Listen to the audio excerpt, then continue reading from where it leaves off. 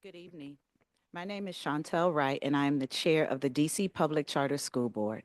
Thank you for joining us for our monthly board meeting. I'd like to welcome my fellow board members and colleagues, including Vice Chairman Jim Sandman, Treasurer Carissa Stanley Beatty, Secretary Shakora Adaman-Fanian, Board Member Leah Cruzy, and Board Member Dwight Davis. I want to begin by celebrating our incredible school leaders who continue to demonstrate remarkable resilience and dedication, especially during these challenging times.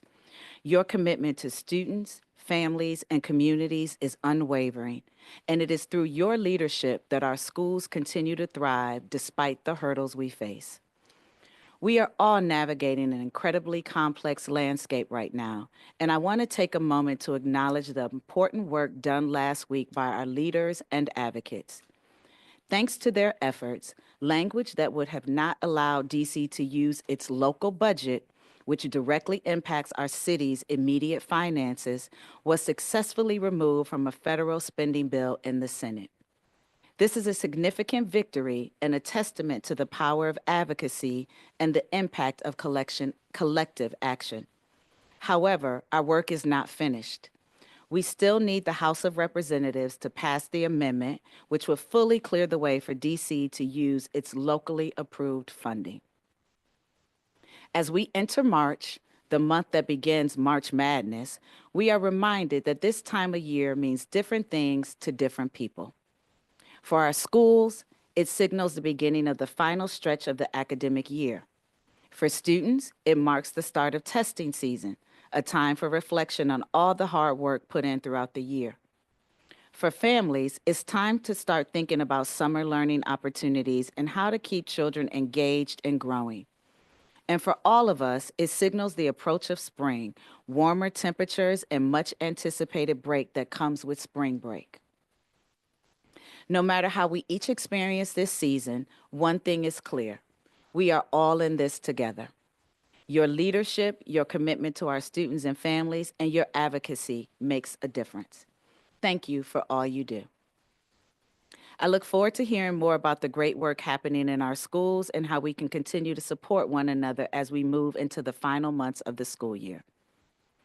Tonight, we also begin an important responsibility under the School Reform Act. The law requires the board to review every public charter school every 5 years. Those reviews look back at the last 5 years and focus on academics, finances, and operations. We will be reviewing a total of 20 schools over the next 4 months. Tonight marks the first of those reviews, and we will be discussing the DC PCSB staff recommendation for 3 schools: Cedar Tree PCS, Idea PCS, and Hope Community PCS. For all those schools, the staff have reviewed the schools and has provided a report and proposal that is available on our website. Tonight, the board will review those recommendations and make its determination and vote on each of the 3 schools. Now I would like to turn it over to our Executive Director, Dr. Walker Davis. Thank you, Chair Wright. Tonight is the final step, not the first one, of the charter review process for each of the schools before us. The review process begins up to 12 to 18 months before the board votes, and there are many steps in that process. Some of the most important activities in the process include a meeting or meetings between DCPCSB staff and school to discuss the goals outlined in the school's charter and the data that will be used during the evaluation process. An effective organization meeting or multiple meetings between DCPCSB, either staff or staff and members of the board, and the LEA, either the LEA's leadership or the LEA's leadership and LEA board members, to discuss academics, finances, and operations. DCPCSB staff analyze relevant data as part of the process shares a draft preliminary review report with the school for their review and comment. There is finalization of the review report and the accompanying staff proposal to the board, which is posted on the DCPCSB website for public viewing, and inclusion of the charter review, both the staff proposal and report, on the DC-PCSB board agenda for board action. As Chair Wright has mentioned, this school year, 20 schools are scheduled for charter review, with the first round beginning tonight, March 17th, and continuing through our June board meeting. We understand that there has been confusion regarding the use of Aspire, our revised accountability system, and how those outcomes will appear or not appear in this year's reviews. The Charter Goals policy, last approved by the board in June 2024, will guide all high-stakes decisions during this review season. The Charter Goals policy offers multiple pathways to demonstrate goal attainment. These pathways include performance on individually negotiated charter goals, transitional goals, which are standard measures which have historically been collected from schools, such as English language arts proficiency, math proficiency, and graduation rates, a nationally normed growth assessment, and the Office of the State Superintendent of Education's Accountability System, or the DC School Report Card. A school or campus only needs to meet one pathway in each school year to have been deemed meeting its goals. Beginning with schools up for review in spring 2026, performance on Aspire will be one of the goal attainment pathways in the Charter Goals policy. The Charter Goals policy pathways increase in rigor over time until full Aspire implementation. Therefore, the school year 2023 to 2024 Aspire outcomes will not be used in this year's charter review decisions. One of the main reasons for using the Charter Goals policy pathways rather than Aspire in this year's charter reviews is because PCSB sought to be responsive to public comments from school leaders and others who expressed a desire for an Aspire pilot year. In January, we provided a detailed overview of the charter review process, including what we evaluate and how this information informs the staff recommendation. You can find a link to the video and presentation on our website. Before I turn it back over to Chair Wright, I want to clarify the staff recommendations for the schools before the board this evening. Staff is not recommending initiating revocation for any school tonight. Of the 3 schools to be discussed, Cedar Tree PCS is being recommended for full continuance, and Hope Community PCS and IDEA PCS are being recommended for continuance with high-stakes conditions. I encourage the viewing audience to follow the discussions regarding your respective school communities. Finally, we will have a standing financial oversight agenda item at every monthly board meeting. This will begin this evening. Strong financial oversight, along with effective LEA board governance, academic accountability, and organizational sustainability, truly form the foundation of the ongoing work of the DC Public Charter School Board. Our goal is to keep all individuals informed and to ensure that everyone has a deeper understanding of our financial oversight work. Tonight, we'll present the Finance Committee report. Thank you, and I will turn it back to Chair Wright.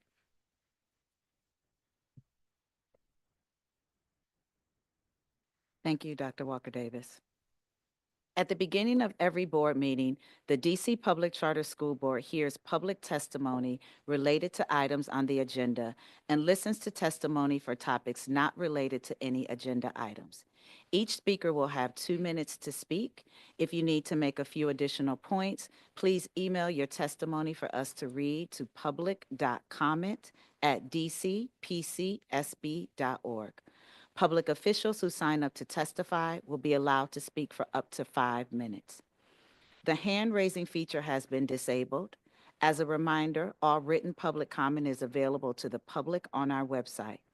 If you would like to register to provide live testimony or submit a written comment to the board, you can find all testimony registration and submission information on our website under the Public Comment tab at dcpcsb.org.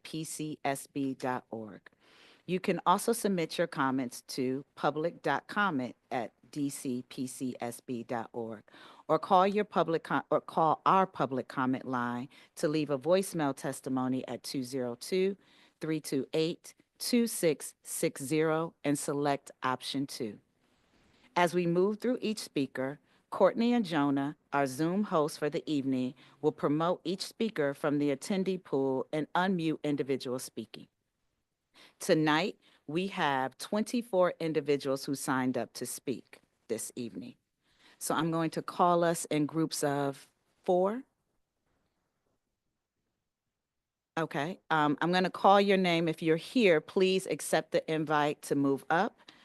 I'm going to start with Ronell Fields, Jenny McMillan, Bert Anderson Carter, and Irvin William Mason.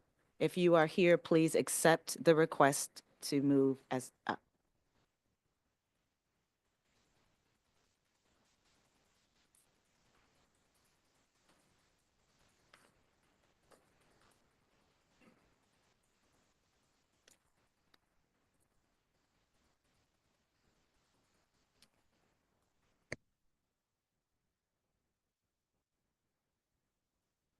Okay. Mr. Fields? I do not see. Okay. All right. Jenny McMillan, you may begin. Hi, my name is Jenny McMillan, and I am a parent of a 10th grader at IDEA PCS and a graduate of IDEA PCS. And I just want to speak on behalf of my school and let you all know that I think they are awesome. Our school has done a lot of great things. Won a lot of great contests, have a lot of great trade programs, has a lot of things to offer. And I think that this school is very important to the community. Um, I have also a lot of nieces and nephews who have also gone on to graduate from IDEA, who are also in college now. And I just wanted to say that I really love our school, and I think that they are doing great things and will continue to do great things. And if anything that I can offer and any way that I can help, I am here for that. Great. Thank you so much, McMillan. Ms. McMillan, we appreciate your comment. Thank you. Next, Bert Anderson Carter. Yes. Good evening, everybody. My name is Bert Anderson Carter, also known as Andy Carter. I'm a network engineer, business owner, and a proud former student of IDEA Public Charter School. And today I just wanted to share the critical role that IDEA placed in shaping my career and future. Before coming to IDEA, I honestly didn't know what I wanted to do in life. So I was first introduced to IT, information technology through IDEA. And that's where I learned a lot of hands-on, and I also had access to a lot of resources and a lot of supportful teachers. So IDEA really shaped the foundation of my career, where I went on to start a business, an IT business, where I also helped a lot of people to get into IT as well. So IDEA was a very, very important foundation for me back then. They did, a lot of IT certification, JRTC. So I definitely want to express, my gratitude towards IDEA and how important it was to me and my family throughout my years at IDEA. Thank you so much, Mr. Carter. We appreciate your testimony. No problem. Irvin Mason. Good afternoon, everybody. I'm Irvin Mason, and I wanted to give you guys a talk about how IDEA was the beginning of a career that I didn't even know that I could have. They have like a lot of IT certifications that you can go through and get hands-on experience with. and they allowed me to do that. And I didn't have a clue of what IT was before I even came to idea. And now I do it every day, and I love it. And any way I can help out, or you know, point people towards a career starter, I'll point them straight to idea. That's pretty much it. Thank you, Mr. Mason. Appreciate your testimony as well. No problem. Okay. Now we will promote the next 4 registered speakers that we have. Rashina Drawn, Che Rose, Aaron Fitzgerald, and Lexis Butler.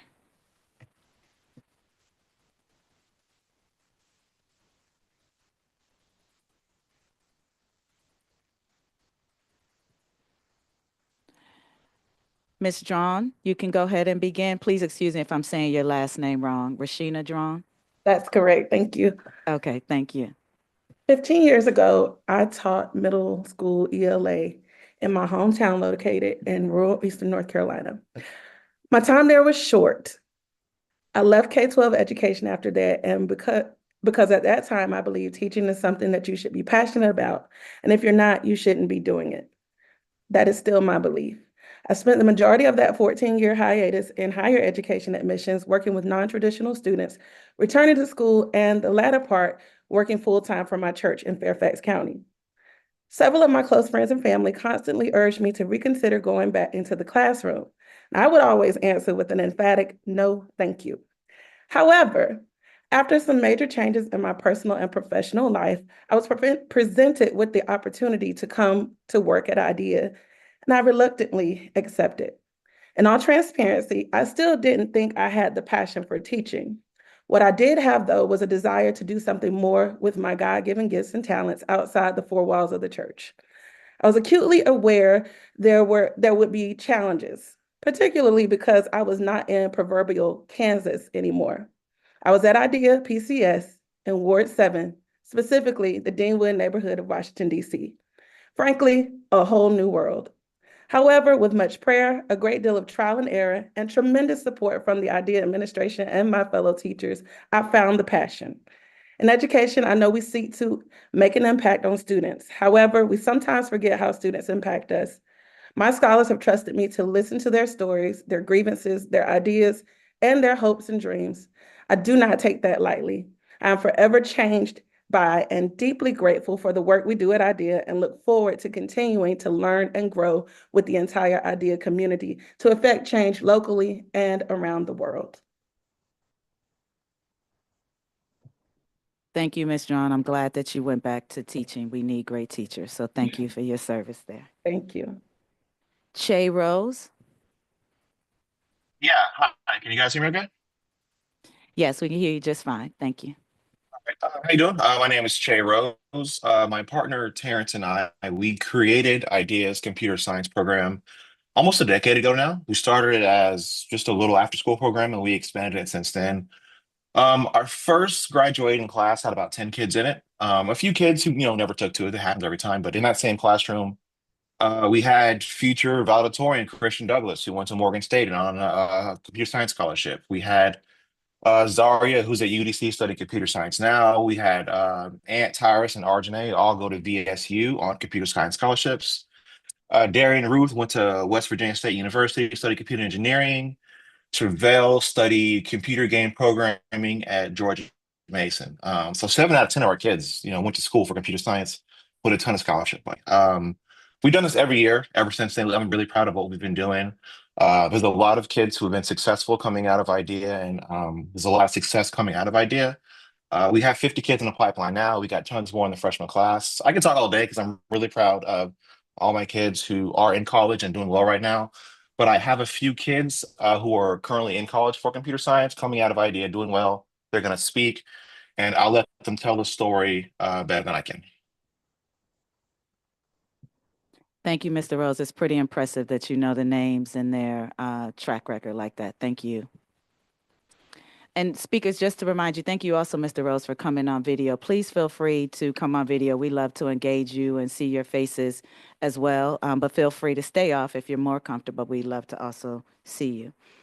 No pressure, Aaron Fitzgerald, but you are welcome to please begin.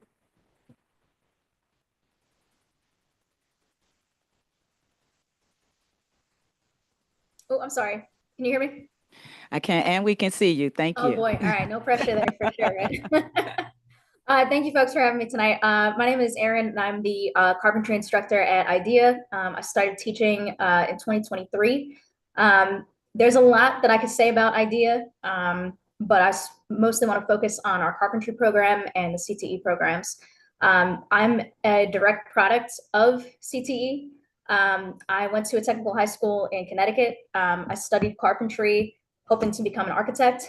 And by the time I was 18, I had over 400 hours of on-the-job experiences, cabinetry, millwork, residential construction. I participated in Skills USA, which is sort of like a DECA for trade programs. All of those experiences helped me succeed in college and then go into the industry for interior architecture. Our carpentry program is one of very few in the city, and I feel very grateful to be one of those teachers in that field to provide students with different credentials like OSHA and NCCER certifications. Currently, one of my students earns a higher wage at their job simply because they earned their OSHA certification, which is a nice bonus for him. This year, I also introduced IDEA to Skills USA. And this past week, we won all local competitions for the trade, which was very exciting, and we'll be the first school to ever compete nationally for carpentry this June. I want to thank IDEA and all of the students for everything that they've provided me. That growth mindset that the school provides has been helpful to me as well as to the students. Thank you to everybody who's come out to speak on behalf of us as well. That's what I got for you. Thank you, Ms. Fitzgerald. And we had Thank the you very much. opportunity to come and see your carpentry class, and your passion is evident as it is tonight. So Thank you. for Thank you very the much. hard work that you do. Appreciate it. Thanks. Okay, now we will move to the next 4 individuals we have. Lexis Butler, Angela Nivens, Heidi Simonson, and Natalie LeBird.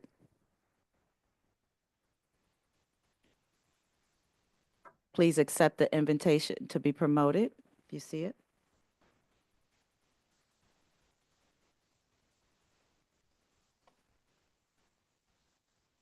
Okay, I see Lexis Butler. If you want to go ahead and start, and thank you for coming on video. We love to see your faces. Good afternoon to the DC Public Charter School Board. My name is Lexis Butler, and I'm a junior at IDEA PCS. Every year, I build strong connections with the staff and my classmates, forming bonds that are important to me. I have met incredible people throughout my journey, and I have always envisioned graduating alongside them. My CTE pathway is in CDA, a program that is not available at other schools. I am currently a level 4 student, which means I am on the verge of certification, and an achievement that will allow me to gain hands-on experience, secure employment, and strengthen my resume for future opportunities.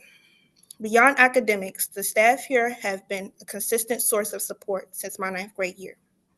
Dean Washington has witnessed me gradually progress over the years here at IDEA, thanks to her guidance and advice. Everywhere you walk in this building, there is going to be someone willing to be a helping hand or just a listening ear. The staff's encouragement has played a crucial role in my success, and it is deeply important to me that they witness me walk across the stage at graduation. The meaningful relationships that I have created are not replaceable. My senior year is a milestone I have been eagerly anticipating, and I have always planned to graduate with the classmates I have known for years, not with unfamiliar faces. I want to be able to say I'm an alumni from IDEA PCS, graduating with a 3.0 or higher. My journey is almost at the end, and I want to be able to cherish it with people I love most here. I have learned plenty of valuable lessons. This school is more than just a place of learning. It is my support system, a second home, and the foundation for my future success. Thank you, Lexis. I think you had the opportunity to greet some of our board members when we came here, so you made quite an impression. We expect great things from you, so thank you. Angela Nivens, am I saying it correct? Yes, that's correct. Okay, thank you. Good evening, DC Public Charter School Board and all other stakeholders. My name is Angela Nivens. I am a third generation resident of Ward 7 and a proud teacher at Idea Public Charter School, teaching business management as well as freshman seminar. Today, I wish to highlight a portion of our amazing CTE program, beginning with our freshman seminar class, which is an introduction to Ideas CTE program, where ninth graders are challenged, uplifted, and pushed to explore and discover their true, unique potential, building the foundational skills for their future, developing essential personal and professional character, and developing the self-confidence and work ethic necessary to thrive in any professional or post-secondary setting. Upon successfully completing the freshman seminar class, students take pride in writing their very own high school resume and cover letter, ready to showcase their skills to potential employers and colleges, equipped with the ability to perform confidently in professional interviews, understanding the importance of financial literacy, and honing employability skills and professional etiquette, such as clear and concise communication, eye contact, a firm handshake, and body posture. Additionally, I serve as the FBLA chapter advisor. I recently traveled to UDC with 9 students for the CTSO Leadership Conference. My students excelled, earning first place in business ethics, first place in personal finance, first place in entrepreneurship, and second place in public speaking. Each student is now qualified to compete at the FBLA National Conference in Anaheim, California. I want to say for the record that these students range from 9th through 11th grade. Each one of them took freshman seminar. I did not do much at all. They did the work. So shout out to our students at Idea Public Charter School. I want to say that at Idea Public Charter School, we are in full force, working to leave the world better than we found it, investing in all students. We don't just prepare our young people for the next step, we prepare them for life. Thank you. Thank you, Ms. Nivens, and thank you for your service and continuing to teach and working with our scholars. All right, now we have Heidi Simonson. Good evening, everyone. Good It's a evening. good evening. It's a pleasure to be here tonight. One of my favorite African proverbs is if you want to go fast, go alone. If you want to go far, go together. And I think one of the things I love about IDEA the most is building community and how we try to do that together so that we can go far in fostering growth and achievement. I've seen this in my own life, in my own professional development. I've been here for 10 years and I taught math for 9 of them. And this year I'm college and career coordinator. And during that time, being on the math team challenged and helped me grow so much. I learned from my colleagues who are dynamic and passionate and so creative. And we did lots of things to make our department and our school stronger. The collaborative environment has been a space which has allowed my thinking to grow and to be challenged. And I think it supported student learning. And we've seen this by doing a successful Pi Day fair every year. And last year we were DC's Math Bright Spot for 2024. So that was also very encouraging. Another strength is that IDEA recognizes the importance of supporting students, not just academically, but holistically, so emotionally and socially as well.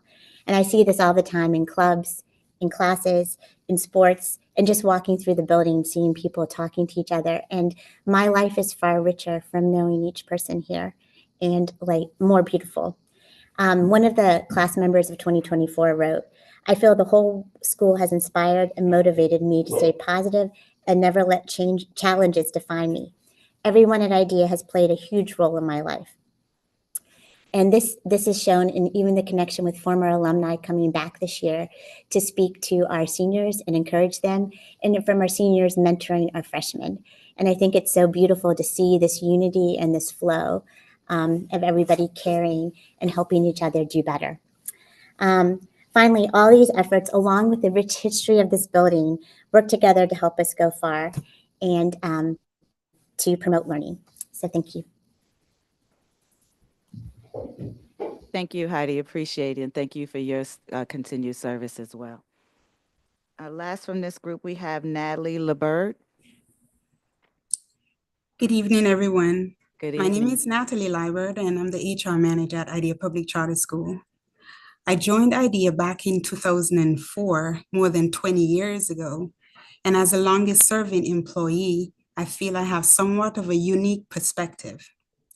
I've stayed at IDEA for so long because I really love our school. It's not like your traditional schools that I'm familiar with. We try things. For example, one year we bought an old building and hired an electrician to train our students to renovate and wire the entire house. It was a grand success for our students, and some went on to become electricians. One of them is with us this evening. We also had an IT program to help our students become certified in Network Plus and Cisco. One of those students went on to become a founder of his own IT company, Smooth Networks. His company serves 2 charter schools in DC currently. We're very proud of him. You heard from him earlier this evening. Over 20 years, I've seen that IDEA is resilient. 1 year before winter break, we suffered 2 fires, and 75% of our building was damaged, but we got through that.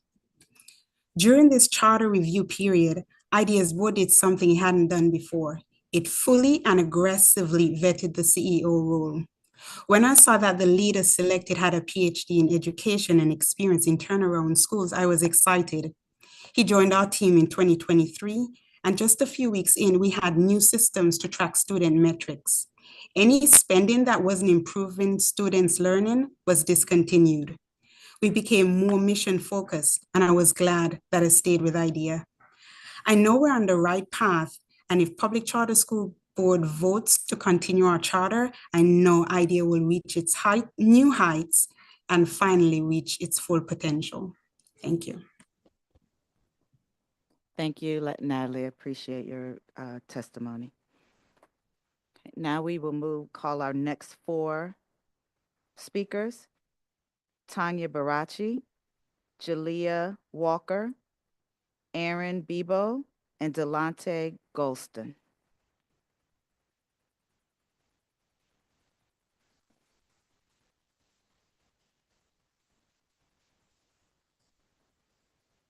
Okay, we're going to go ahead and start with Tanya. Thank you so much for being here this evening. Good evening. Thank you so much. My name is Tanya Bracci, and I work at the Federal City Council, supporting an industry partnership called DC Builds DC.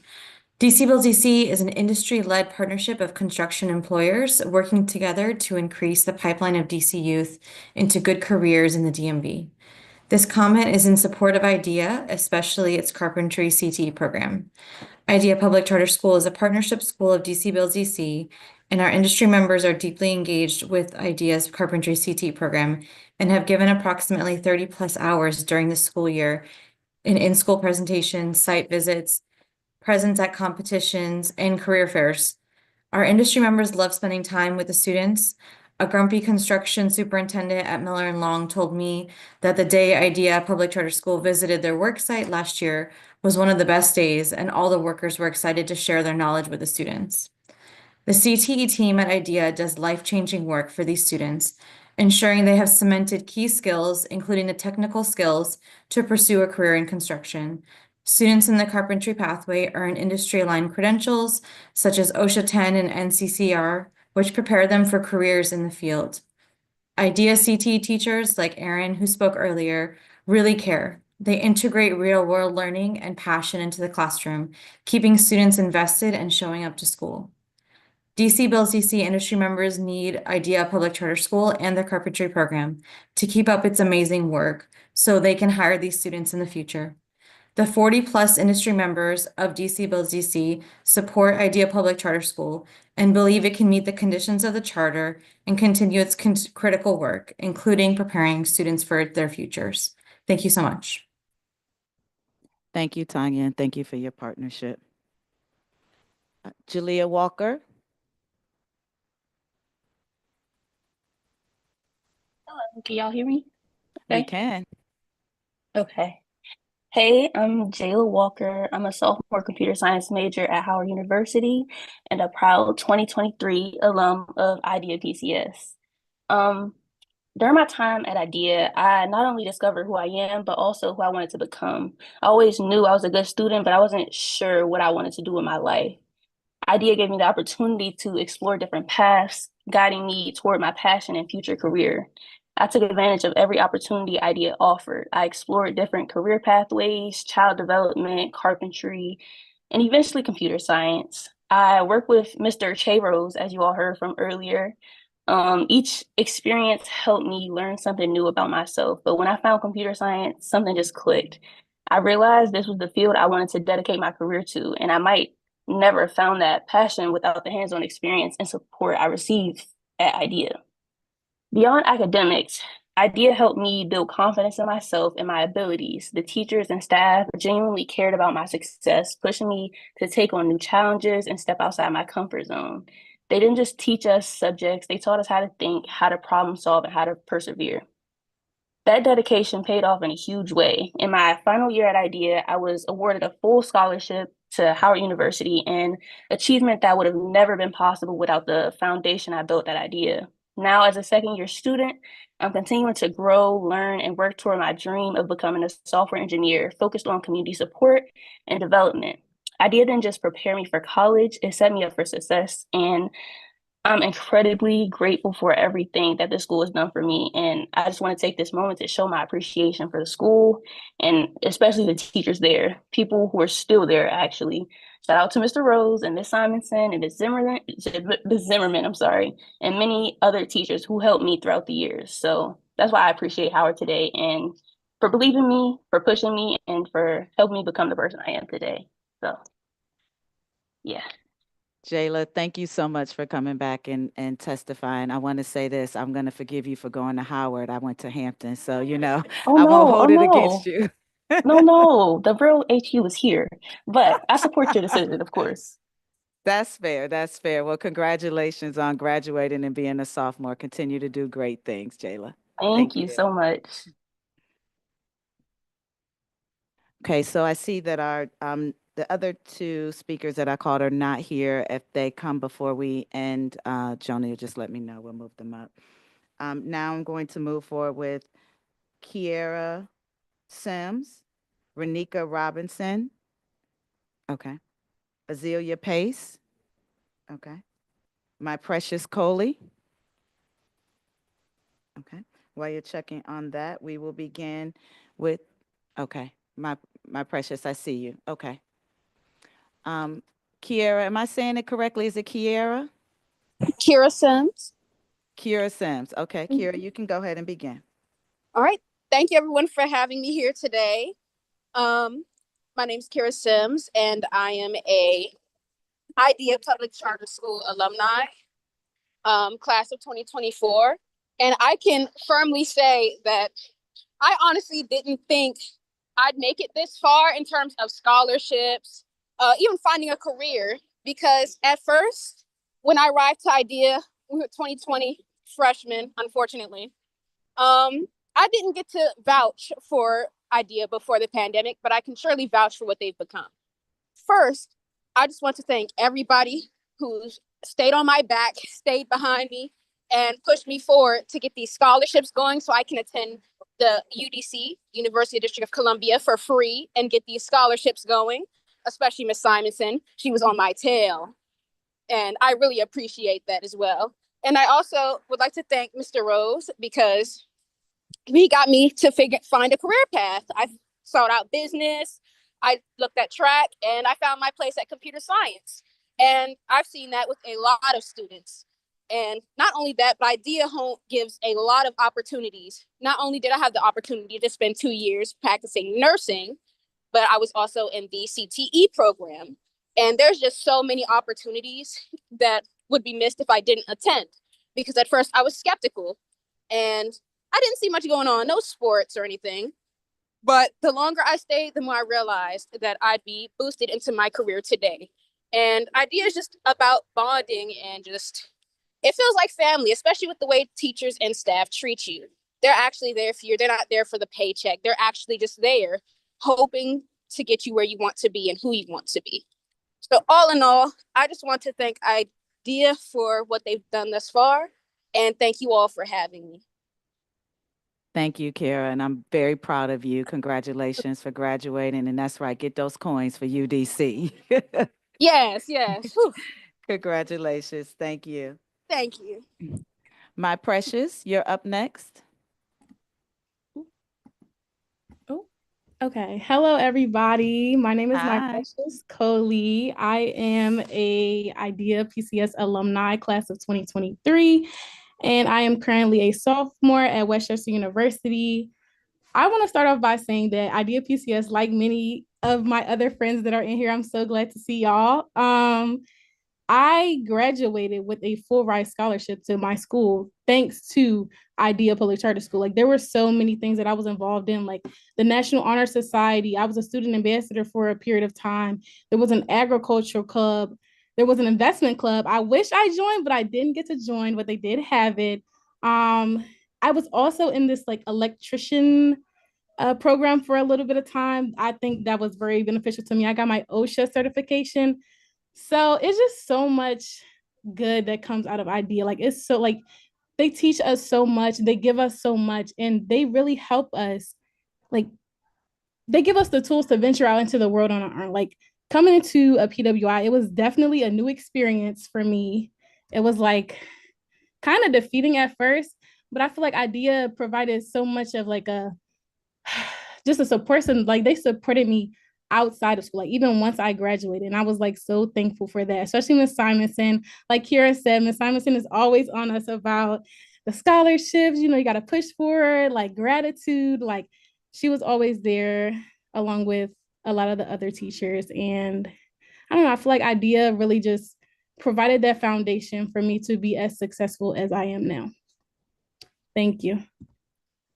Congratulations, my precious. I am very proud of you as well. Thank And a full you. ride is no easy feat. So please Yeah. continue to Well, stay thank you focused. to IDEA. I got it. Yes, and your hard work. You continue your Yeah, hard work as you go in Westchester. So continue absolutely. to do great things. Thank you for being here this evening. Thank you for having me. Okay, I think we'll go through the last ones to see if they are okay.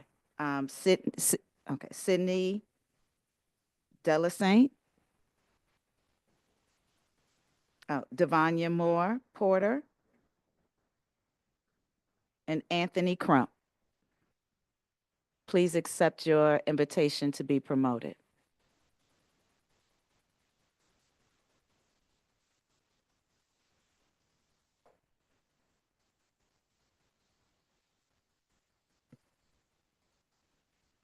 Devanya, I see you're here. We'll go ahead and get started with you. Thank you for being here.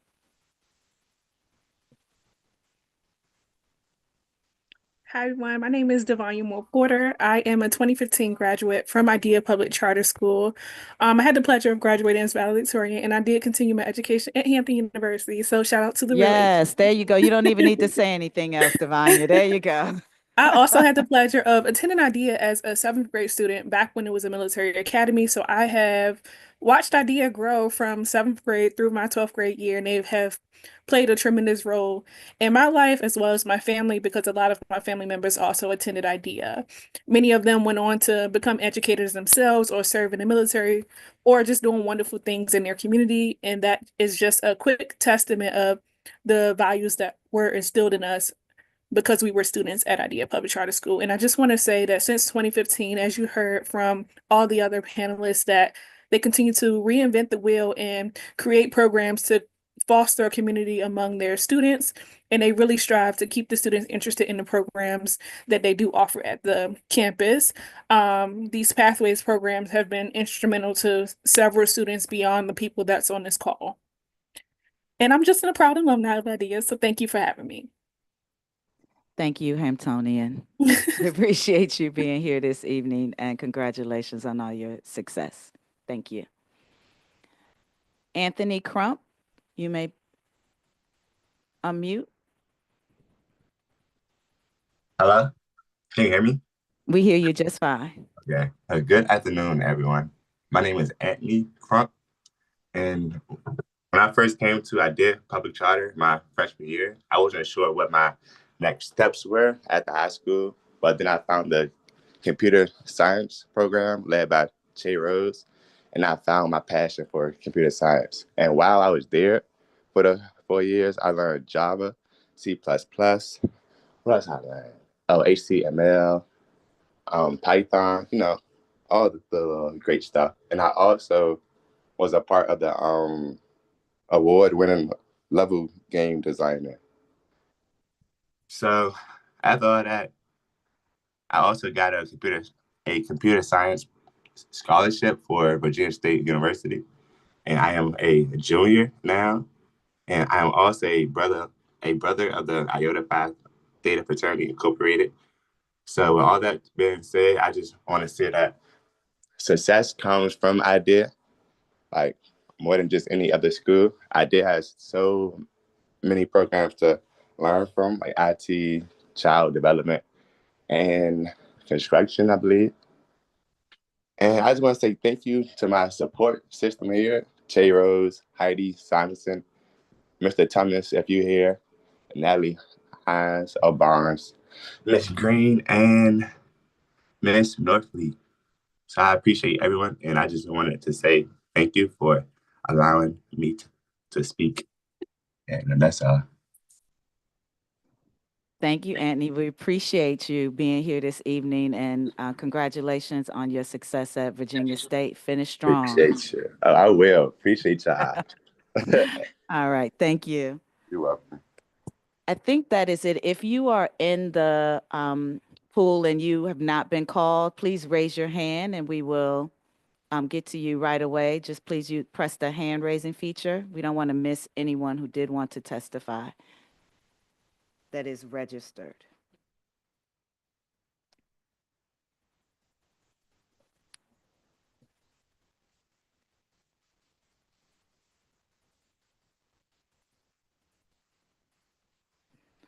Okay, thank you. And again, if you are listening, you can still submit your comments to us, your public comment to us if you would like.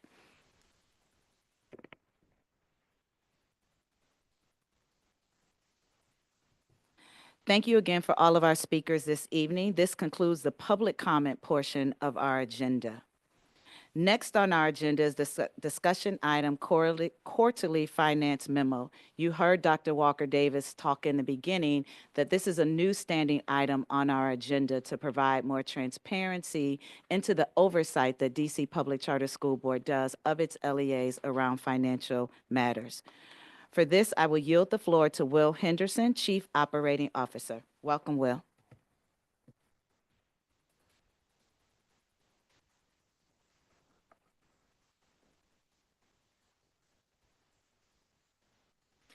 Good evening. I'm Will Henderson, Chief Operating Officer here at DC PCSB. Our Finance Committee met on March 13th of this year and prepared a finance memo to the board for discussion this evening containing the following content. The Finance Committee discussed the financial status of the schools that are on the monitoring list, that have received a citation of fiscal concern, which is a new tool that we'll speak about shortly, and are subject to a financial and those schools that are subject to a financial corrective action plan or an FCAP. We've heard requests from DC Council and the public to elevate our transparency and more swiftly report to the public our financial concerns. In response, we've implemented a new financial oversight tool that we call Citation of Fiscal Concern. We may issue these citations to schools for various reasons, including but not limited to material weaknesses and significant deficiencies, significant variances, excessively late or repeatedly late submissions, or cases of fraud or theft. The new citations tool improves our financial oversight by increasing our financial monitoring and transparency, timeliness, and content. The increased timely visibility to the public holds schools accountable to a greater standard than before. We monitor the school's remediation actions to help deter continued or repeated instances and improve the school's financial health. This citation tool certainly can happen within our typical monitoring list process, our typical oversight process, but can also happen outside of a school that is having escalated concerns. It can happen as a standalone instance. To date, we have issued citation of fiscal concern to 3 schools: Idea Public Charter School, St. Coletta Special Education Public Charter School, and Learn DC Public Charter School. We will update and publish our website in the Transparency Hub and School Finance section a cumulative list of citations of fiscal concern within 5 days following each of our board meetings. This information is also available now in the board book materials for this for this meeting. They can also be found on our website under the Board Meetings tab. The monitoring list is our first step to track schools showing financial instability. We place schools on this list for factors such as low cash reserves, poor cash flow margins, high debt ratios, enrollment decreases, or other financial concerns. I also mentioned financial corrective action plans, or FCAPs. We may issue FCAPs to schools when they meet certain criteria, including below floor key financial indicators, or KFIs, financial weaknesses, and continuing noncompliance. We designed the FCAP requirements to provide a roadmap for the school to return to satisfactory financial health and compliance. We combine in one file the LEAs with FCAPs and those on the monitoring list. We update and publish this list in our website Transparency Hub within 5 days following each of these board meetings. While we do not add or remove any LEAs from the monitoring list last published immediately following while we did not add or remove any LEAs from the monitoring list last published immediately following our February 24th board meeting, we reflected in the latest monitoring list minor refinements and the reasons that LEAs continue to be on the monitoring list. Those 12 LEAs currently on our monitoring list are as follows: Capital Village PCS, which is also under a financial corrective action plan since October 2024, Community College Preparatory Academy, DC Wildflower, Digital Pioneers Academy, Girls Global Academy, Idea PCS, KIP DC PCS, which is also under an FCAP since November 2022, Learn DC PCS, Lee Montessori PCS, Mary McLeod Bethune Day Academy PCS, Social Justice PCS, and St. Coletta Special Education Public Charter School. Thank you. Thank you, Will. And before we move to questions, I do just want to note for the public that moving forward, this will actually be part of our public meeting and not for the public hearing. So I did just want to note that that error. But are there any questions from the board? Madam Chair, I have a question. So Will, thank you so much for that. I'm pleased to hear that you have the citation as a new tool. I think it will allow you to continue to be responsive and prompt in terms of our financial oversight. So I think it's great.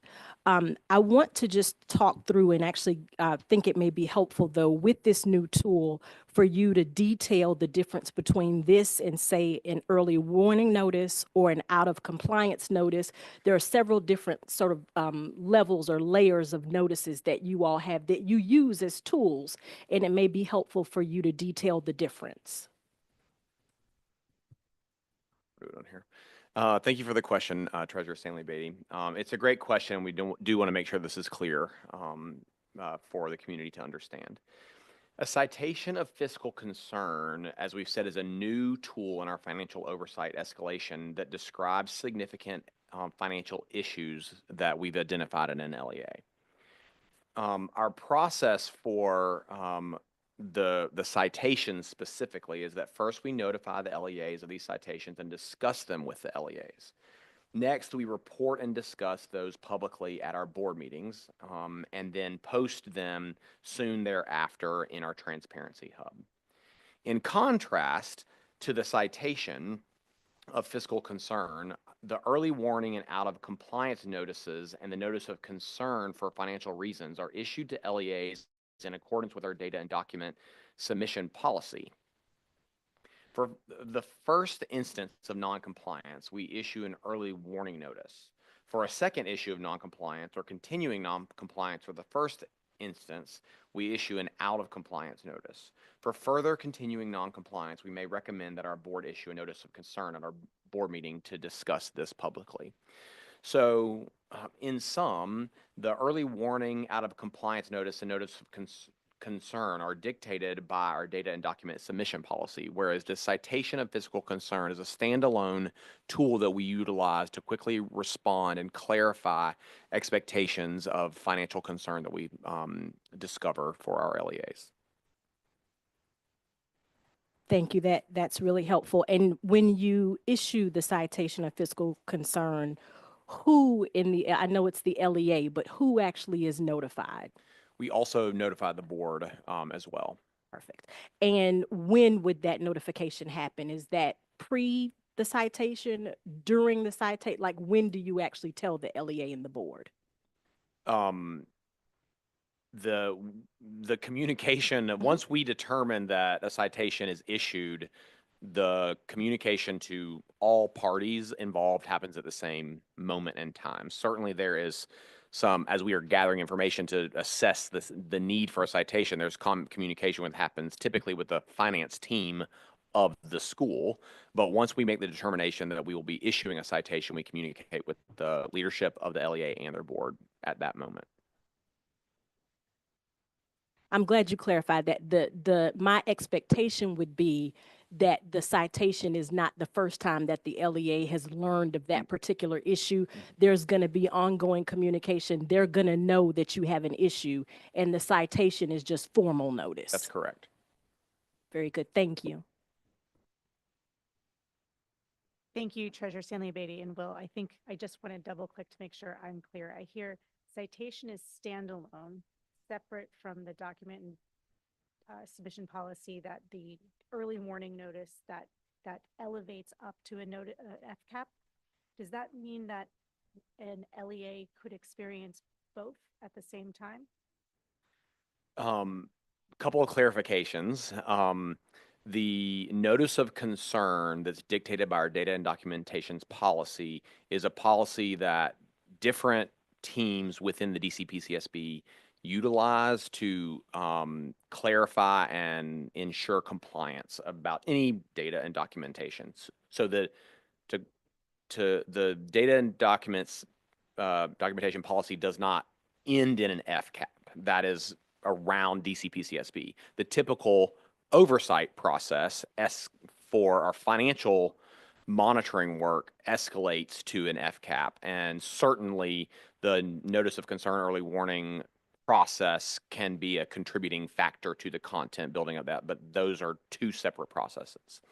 The citation of fiscal concern, to which I think is what you're driving at, is distinct. It certainly can and be utilized within the typical oversight, financial oversight process that we've mentioned and educated and clarified over the last several months of 2025 for this community. But the citation of fiscal concern can happen within that, or it can happen without that. A school that is, well, I guess all of our schools are participating, or participants are a part of the typical oversight process, actually. But the fiscal concern citation can happen to a school that is on the monitoring list as a part of our ratcheting up scrutiny of their experience, but it can also happen to a school that is not financially unstable. They've made an error, potentially they've corrected the error, or they need to correct an error, and we want to make sure that we transparently elevate the fact that there was a financial concern present. Thank you. I think I'm getting closer to understanding. Please. I'm wearing the hat. I'm attempting to wear the hat of someone who's not as familiar with all of our policies, and want to make sure that if I hear my child's LEA coming up on those, what does this mean? And of the schools on our monitoring list, I think some of them are going through big construction projects, which is why they fall into some of our monitoring. And so want to understand how sensitive this kind of real-time notice is. Does it catch things like that, or is it actually intended to be more sensitive to that and not just a, whoop, this something got triggered, we need to transparently call it everyone's attention to it?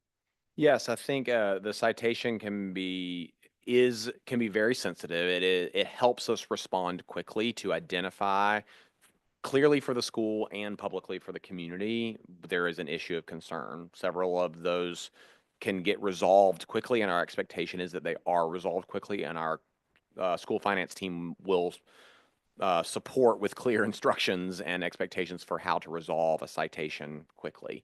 A school that's on the monitoring list that has a new instance of concern, we may utilize the citation to double click on a new piece of information. So that it is absolutely a way to pinpoint specific concerns that we have and we require resolution for. Thank you.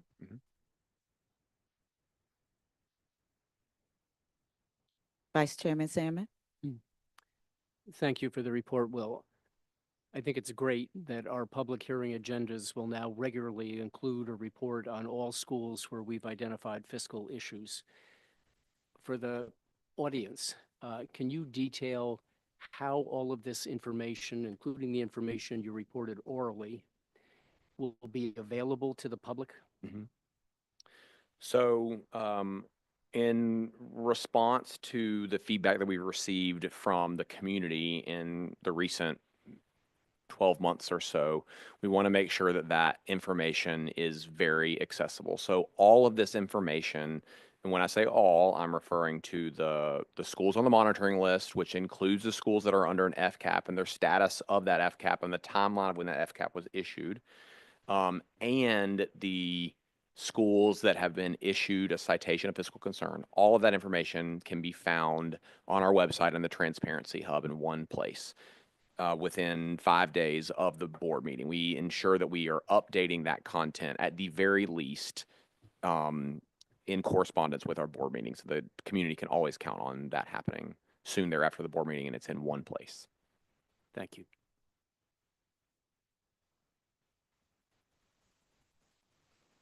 Okay, thank you, Will, for being here this evening. And as I shared earlier, we will determine the right portion of this meeting to put forth, but do want to just underscore what you've heard from this board as well as our executive director.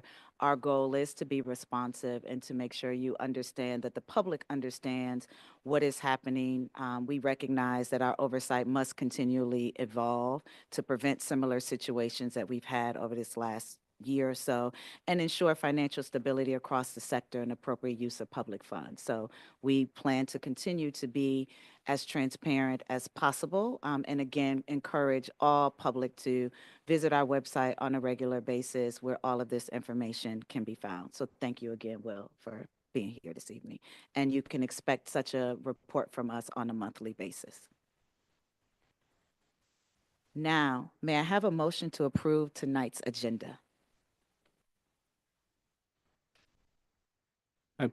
I move to approve the March 17th, 2025 board meeting agenda.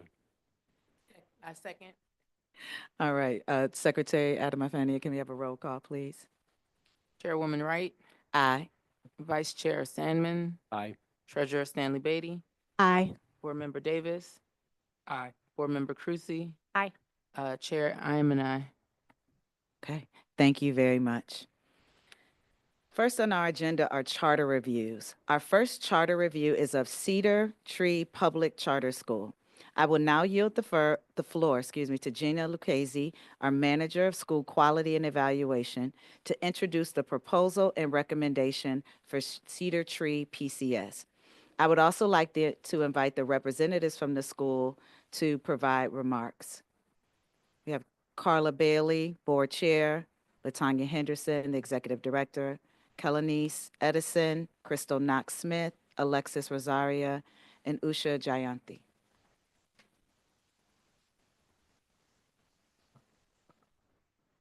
Thank you, Chair Wright. Good evening. My name is Gina Lucchese. I'm a manager in the School Performance Department. Tonight, the board will vote on the charter review and continuance of Cedar Tree Public Charter School, Hope Community Public Charter School, and IDEA Public Charter School. I will present the staff recommendations for Cedar Tree Public Charter School and Idea Public Charter School. Kirsten James, Director of School Quality and Accountability, will present the staff recommendation for Hope Community Public Charter School. The following charter review standard applies to each school. The School Reform Act stipulates that DCPCSB shall review a school's charter at least once every 5 years. As part of this review, DCPCSB must determine whether the school failed to meet the goals and student academic achievement expectations set forth in its charter, and whether the school committed a material violation of applicable law or of the conditions, terms, standards, or procedures set forth in its charter, including violations relating to the education of children with disabilities. If DCPCSB determines that a school has not met its goals or has committed a material violation of applicable law or its charter, the board may, at its discretion, revoke the school's charter or grant the school a conditional continuance. Additionally, there is a fiscal component to the charter review. Per the School Reform Act, the board is required to revoke a school's charter if it determines that the school has engaged in a pattern of non-adherence to generally accepted accounting principles, has engaged in a pattern of fiscal mismanagement, or is no longer economically viable. Each school under review tonight adopted the Performance Management Framework, or PMF, as its charter goals.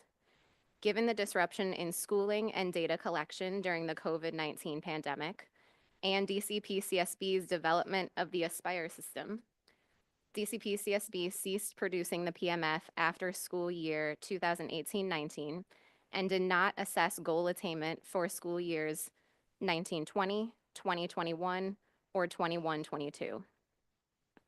Consequently, for this review period, DCPCSB staff assessed each school's charter goals performance using school year 22-23 and school year 23-24 goal attainment pathways as outlined in DCPCSB's charter goals policy. Cedar Tree Public Charter School is up for its 25-year review. The school educates 387 students in grades pre-kindergarten 3 through 2 at its single campus located in Ward 8. DCPCSB assessed Cedar Tree Public Charter School's charter goals performance during the review period using school years 22-23 and 23-24 goal attainment pathways as outlined in our charter goals policy. Cedar Tree Public Charter School met its charter goals in school year 22-23 and school year 23-24. In both years, Cedar Tree Public Charter School fully met the growth pathway by exceeding publisher growth criteria in both reading and math on its nationally normed growth assessment, the Northwest Education Association Measures of Academic Progress. DCPCSB staff determined the school has not committed a material violation of law or of its charter. DCPCSB staff also determined that the school has not engaged in a pattern of non-adherence to generally accepted accounting principles, has not engaged in a pattern of fiscal mismanagement, and is economically viable. Based on these findings, DCPCSB staff recommends that the board vote to continue Cedar Tree Public Charter School's charter. Cedar Tree Public Charter School representatives are available to speak about the school's performance over the past 5 years and to answer the board's questions. Thank you. Hi, Cedar Tree team. I don't see Carla here. Is Carla joining us, your board chair? Yeah, she's on there. I That's her. am here, but Oh, I I can't get see. But Marlo off the screen. I can't get him off. as a dog mom, I understand, but I'd love to see you instead of Marlo, Carla. Sorry. Okay, well, while you figure that out, welcome Cedar Tree team. And Latanya, if you wouldn't mind kind of introducing who you have here with us before we turn it over to you for a few comments before we dive in. Absolutely. Thank you all for this opportunity. I'm Latanya Henderson, the Executive Director here at Cedar Tree. We have our wonderful principal, Celanese Edison. We also have our amazing CFO, Usha Jayanthi, and our board chair, Carla Bailey. You also named some people I don't see. Our curriculum team, they may have had some issues getting onto the screen, but we are here and happy to have this opportunity to speak. Okay, great. Yeah, we didn't see your two, but if they are here and raise their hand, we'll definitely promote them. But would love to, oh, the other Latanya Henderson has raised it. Okay. I think someone else is on as you too, Latanya. Okay. I don't know who that would be. Um, but thank you. Please, we want to give you an opportunity to share with us before we, oh, it's lots of you on here tonight. Oh, okay, because I forwarded the link to to the curriculum team. Okay. Well, did you want to introduce who you Yes, have? And is it possible for you to change your name on there? that lovely Sure. lady, that lovely lady that just gave you the thumbs up, her name is Alexis Rosario. She is one of our instructional coaches. And the other Latonya Henderson that just popped up is Crystal Knox Smith. She is also one of our instructional coaches. And Okay. they'll work to change their name. Well, I think we're trying to help you on this end too. So thank you very much. But please, we want to give you an opportunity to address the board before we jump in. Okay, I'd just like to thank the board for the opportunity to share a little bit about the highlights and the progress and initiatives taking place here at Cedar Tree. While there are many exciting developments I could share, such as our ongoing efforts to build a new state-of-the-art facility for our young scholars, which we anticipate opening in 2027-28 school year, or the numerous meaningful community partnerships we have cultivated over the years, partnerships that have significantly enhanced the lives of our families. I would like to focus today on the particular milestone that is one of our most important, that is most important to us right now. That is the addition of the third grade program for our 25-26 school year. Our entire team as well as our families, are thrilled about the prospect of adding third grade to our educational offering. The expansion represents a natural progression in our community and our commitment to provide a continuous, high quality learning experience for our students. In fact, the addition of third grade is not only a response to express needs of our families, but also a deliberate step towards strengthening the foundation of our academic program, fulfilling our mission, and offering an exceptional education that meets the needs of every child we serve. Over the past year, our dedicated team has been meticulously planning for this important addition. We have had careful selections of curriculum materials and resources to ensure that our third grade program will offer a rich and challenging academic experience. Our curriculum committee, composed of both parents and teachers, has worked diligently to choose a curriculum that is not only robust, but also designed to engage students in meaningful ways, preparing them for success in subsequent grade levels and beyond.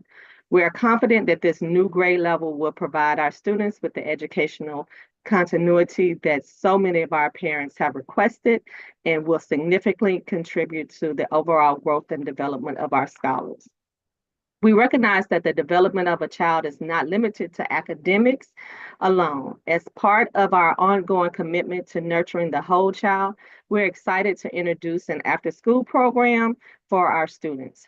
This initiative will not only support physical development, but also provide an invaluable opportunity for students to build teamwork and leadership skills. We believe this addition will further strengthen our school community and help forge deeper connections between our school and our families.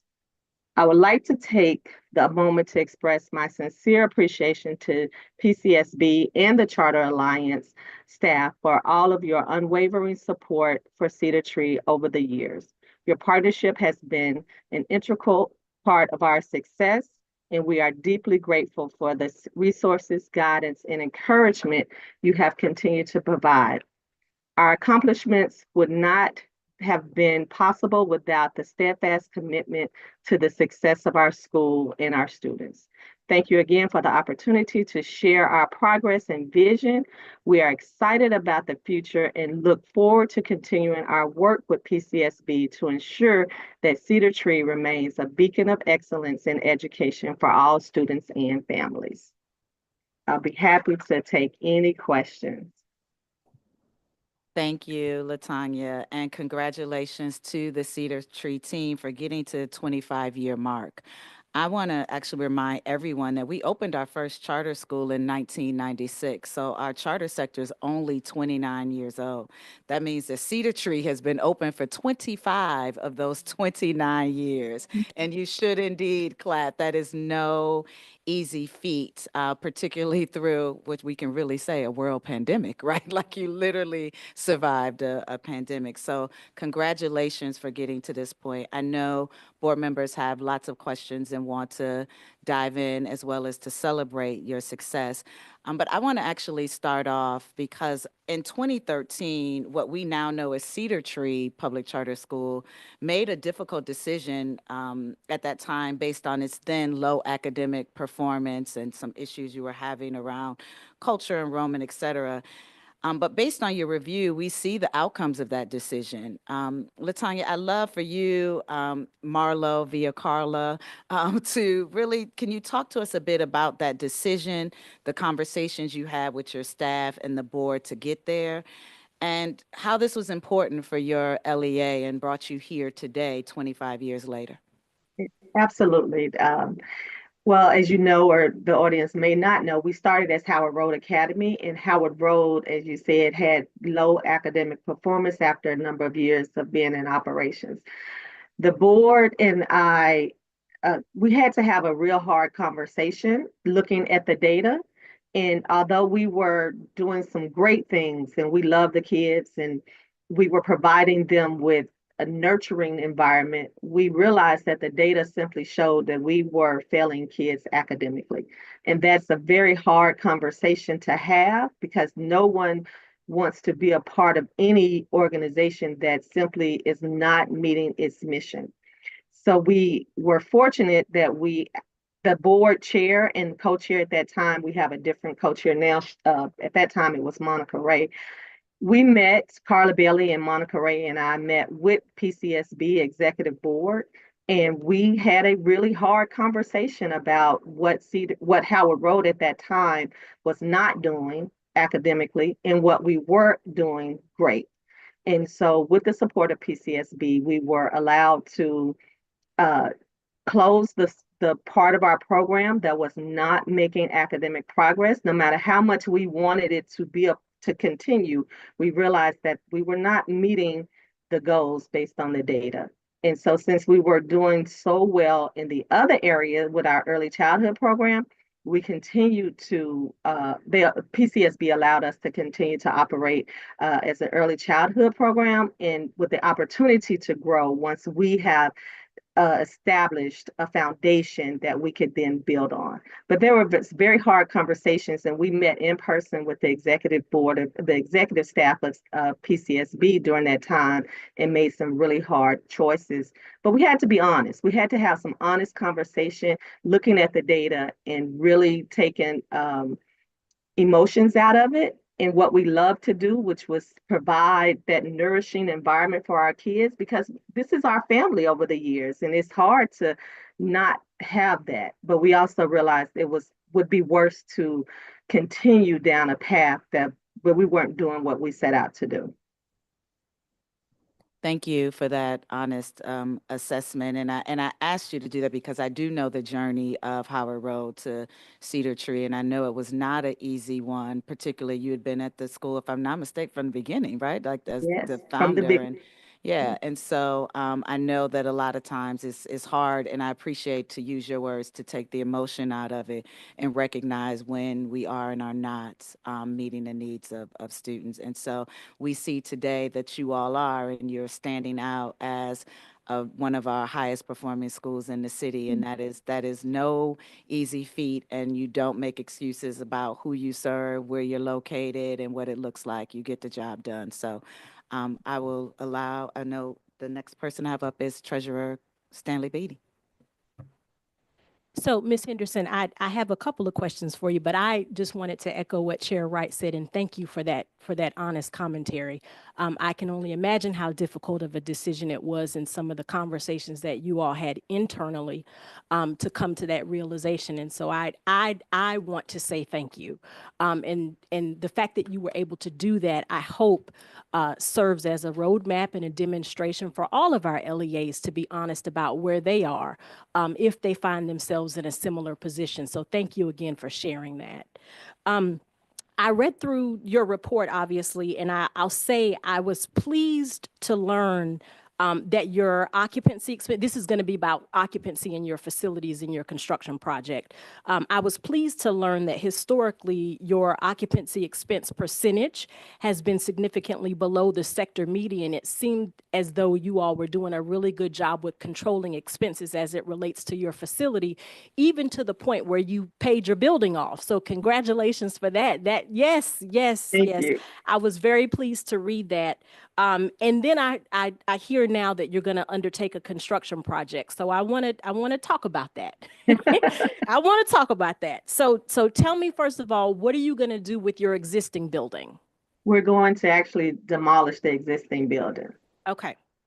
So you're going to relocate, you're going to have a temporary facility, like talk me through the plan. So if everything goes as planned, and we all know construction doesn't always go as planned, so I want to put that caveat out there first. We will remain in this building while building the new building. We are going to be on the same plot of land.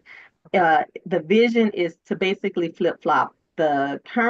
We currently have a vacant piece of land that our children use as playground area. We're going to build on that, tear this existing building down, and then have a play area for the children then as well, in addition to additional parking. Okay. And so I know what your current enrollment is in your existing facility. What do you know capacity for your existing building? I'm assuming you're at capacity. We are not at capacity in this existing building. Our capacity in this building is 600. So is our enrollment ceiling. Our capacity in the new building will be about 700. We're not trying to go to that. We want programming space as well.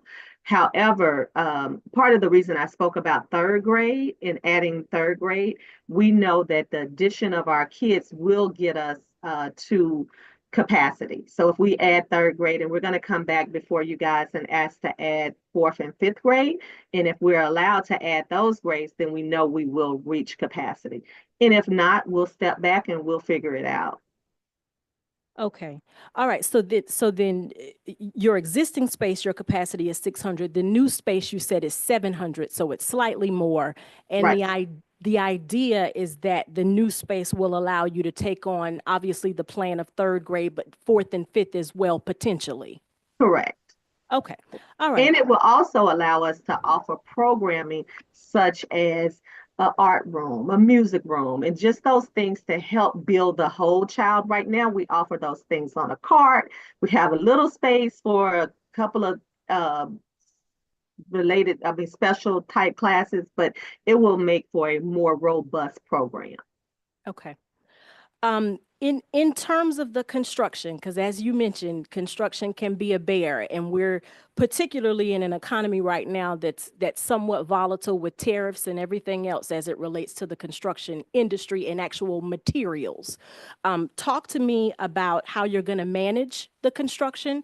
Do you have a team that is going to help you manage it? What are you going to do as it relates to cost overruns? Just talk me through your level of confidence to take on this project at this time right now when where it sounds like you're adding a little bit of capacity, but not much. So talk me through your level of confidence. And I'm just going to be real honest with you. These are conversations that we've had as a development team, with our finance team, with our board. We don't know what the current administration is going to do in terms of tariffs and how those prices will elevate the cost of our building. We have a contingency in the budget. that we know that we may have to use as prices increase. And we're still working with EdOps, which is our finance team that supports our finance team, in making sure that we have a budget that can not only build this building, but also pay the mortgage once we're in the building. And so I don't have an answer for you other than we're cautiously working to make sure before we put any equipment in the ground or a fork in the ground that we're going to be able to build this building based on the tariffs, based on all the things that we're faced with here, even in this city and nationally with budget cuts and the continuing resolution and all of these things that are just unknown. We're trying to the best of our ability plan for the unknown, but if we realize and get to the place where we have to make a very tough decision to put this construction project off a few years, then we're ready to do that. We don't want to do that, but we understand the times that we're living in right now. Yeah. I appreciate that. Do you in terms of I know you said EdOps, but EdOps is not going to manage your construction, right? No. They're just helping us develop the budget and making sure that we have to present projections, and you Yes. already know this. So they're helping us to make these projections and being our accounting part of our accounting team along with Miss Jayanthi. But Okay. no, we have a contracting team, district development group, I think is the name of it. I don't want to have the wrong name out there. But yes, we have a team that's helping us through this process. And this team is building another school right here in the District of Columbia. Okay. And they're going to help you in terms of developing your scope of work, in terms of working with the general contractor. You're going to secure a GMP. Like, I just want to make sure you have a team around you, because construction period is rough. Construction now is particularly rough. And this is not a small budget. I mean, from what I'm reading, this is a sizable construction budget. How big is the building going to be? I don't have the square footage in front of me, but we're talking of a $30+ million project on our end. Yeah. But we do have a team, and we also have some really great lawyers on the team. We have I know my background is in education, so I have enough thought process to develop a team that this is their expertise. Okay. No, I appreciate that. And Chair Wright has advised me that you all would have to come back before us to do that anyway. So I think I have adequately expressed my concerns. I'm appreciative that it sounds like you're deliberative about it and thoughtful about it as well. And should you find that perhaps this is not the right time, then you won't be shy about making that decision as well. So thank you. Thank you for that, and congratulations. Thank you. Thank you, Treasurer Stanley Beatty. That's why we love her as treasurer. Secretary Adamafania. Thank you. Again, I echo the sentiment of my fellow board members. Congratulations. Congratulations. Very, very excited for you all and the work that you've done.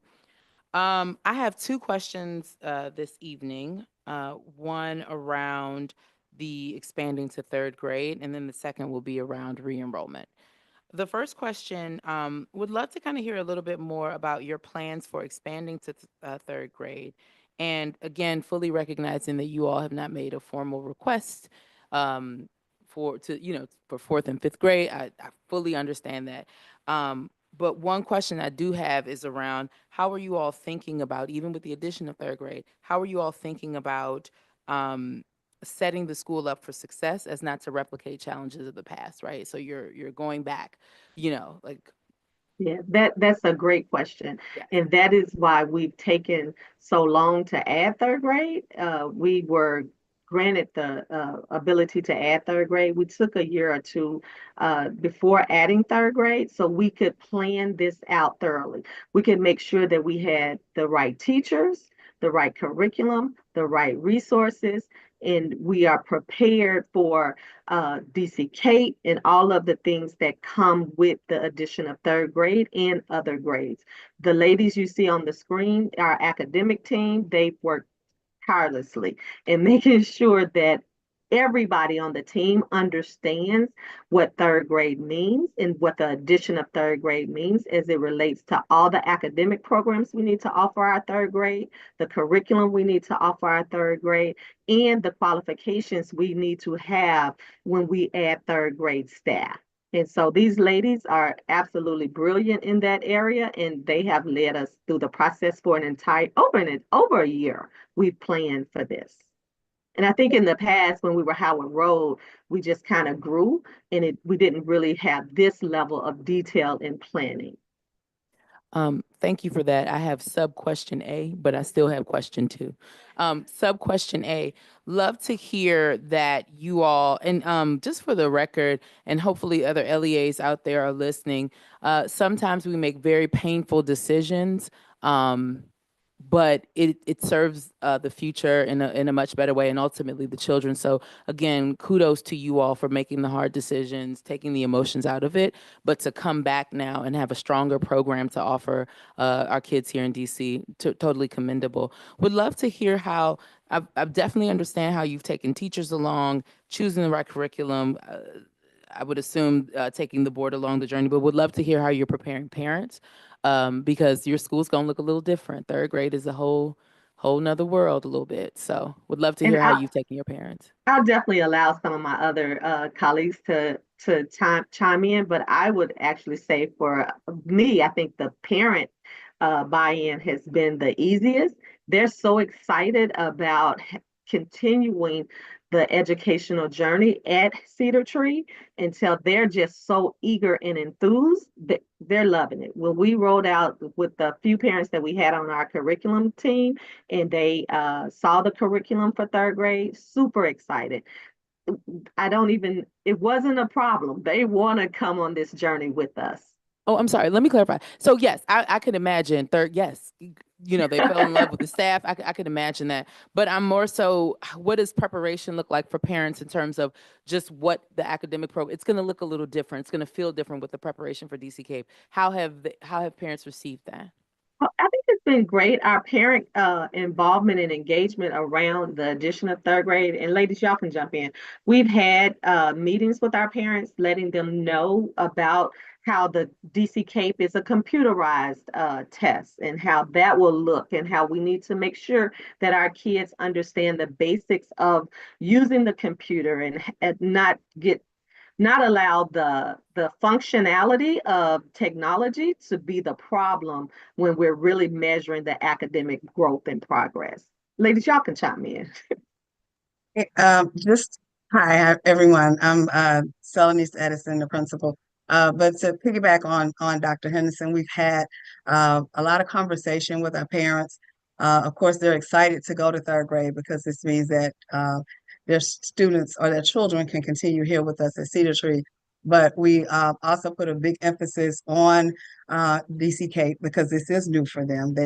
We start giving the NWA map in kindergarten, first and second, but just to explain to them the difference and what Cape means and how it looks.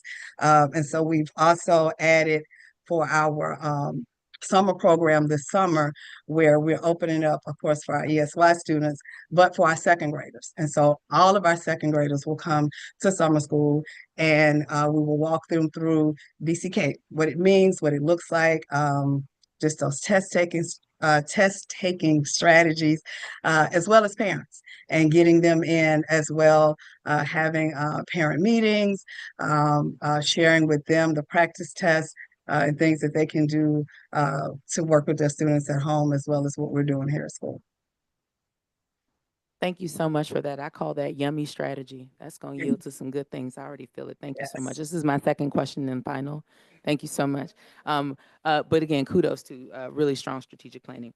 The one area of improvement cited from the staff was around re-enrollment. The school's re-enrollment rate was approximately 4 percentage points lower than the state rate in school year 22 and 23 and 23 and 24.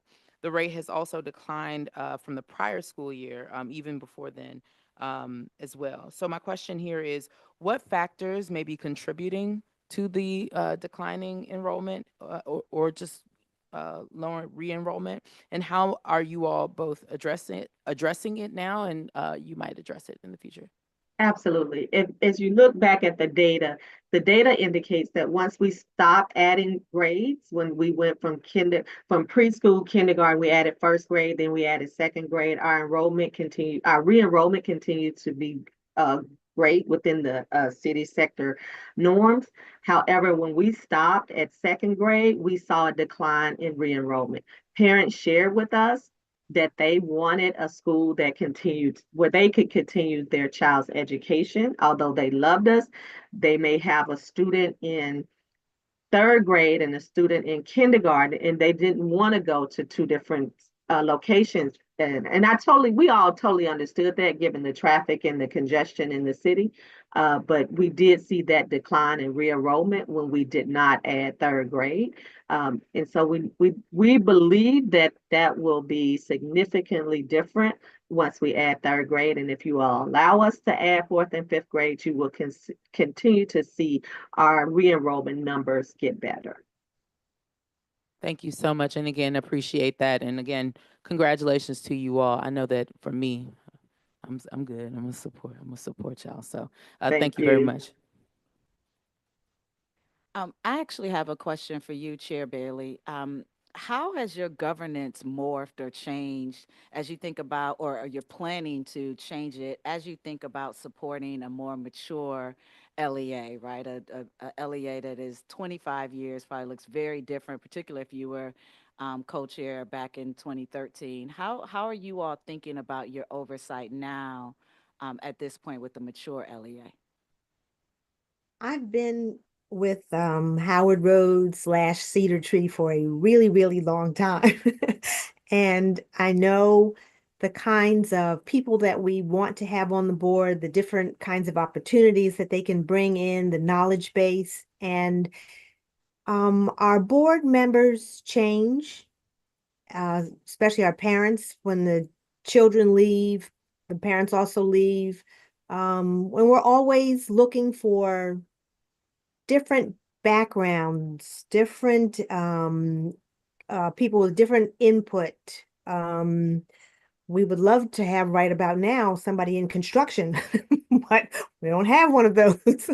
And so we continue to look for different opportunities, people that come in that can add a little bit more to our knowledge base, that can tell us some different opportunities we can provide for the children. So we're open. Getting people to come on board is a little bit of a challenge. I'm sure you understand that. I, for one, when I first came on the board, I couldn't imagine what I could provide. I didn't know anything about DC. I knew even less about schools, but I jumped in. I'll tell my little background story for those of you who don't know it. I actually came to the school as a fourth grader. I came to school at least 3 days a week as a fourth grader, because how could I be a person on the board and I don't even know anything about the school? I took the tests with the children. I went on field trips with the children.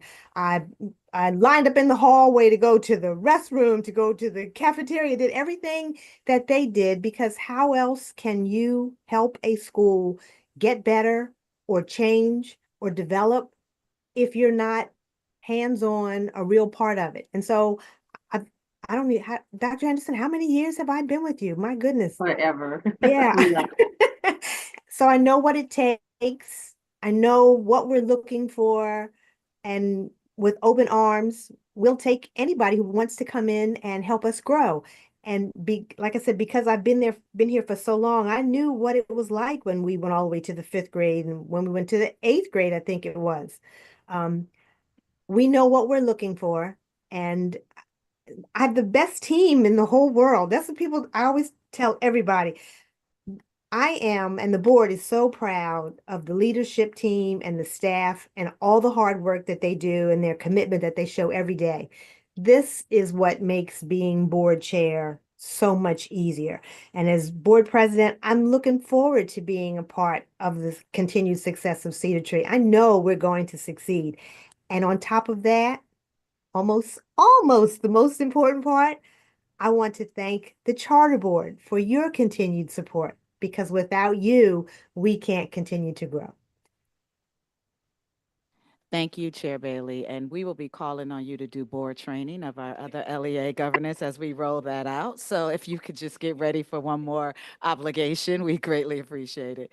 But no, thank you for your service there. And I do want to just continue to, as you're looking at for board members, also please don't take your eye off of what is happening at such a strong school, particularly as you go through the growth spurt. If you do decide to petition for 4 and 5, please continue to keep your eye on and continue your strong oversight. I know Board Member Cruzy would like to also comment.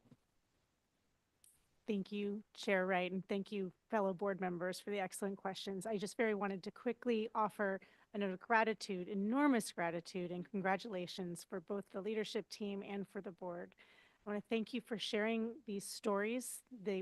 The theme of evolution has come up quite a bit on our board the last few years, and for sharing in detail and with candor and humility what you have gone through, and for modeling such excellent board governance. The model of charter schools around the country is about board governance. It's ensuring that the oversight of a school is closer to the actual students and actual schools. The conversations tonight are not around big food budgets, but it's actually around educating kids. And what you have modeled over these past 25 years is why it reminds me of the great privilege I have to sit here and be part of this community together with you. Thank you. Thank you.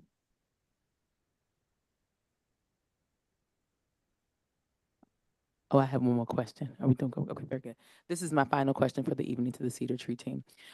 Again, one thing that has come to mind as your board chair spoke. First of all, incredible as a board chair to get out there and that's awesome. Thank you for that. That's the type of leadership and oversight I'd love to see across the board. But one of the things that popped in my mind is around sort of how do we codify some of these practices so that it can live beyond all of you all. We know a great school definitely hinges upon great leadership, but I'm sure everybody one day, will one day move on to do other things. But how do Except we? for Chair Bailey, she'll clearly be there forever. Yeah, she's gonna be around forever.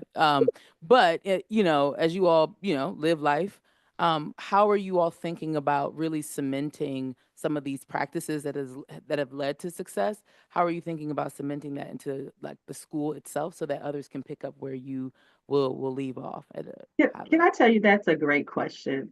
The ladies on the screen, with the exception of Miss Jayanthi, Miss Rosario started with us, and I love her story. She started with us as an instructional assistant. She is now in a PhD program. She has gotten not only a bachelor's, a master's, and now is working on her PhD. Our succession program is an in-house program. We love to move people into leadership roles from within.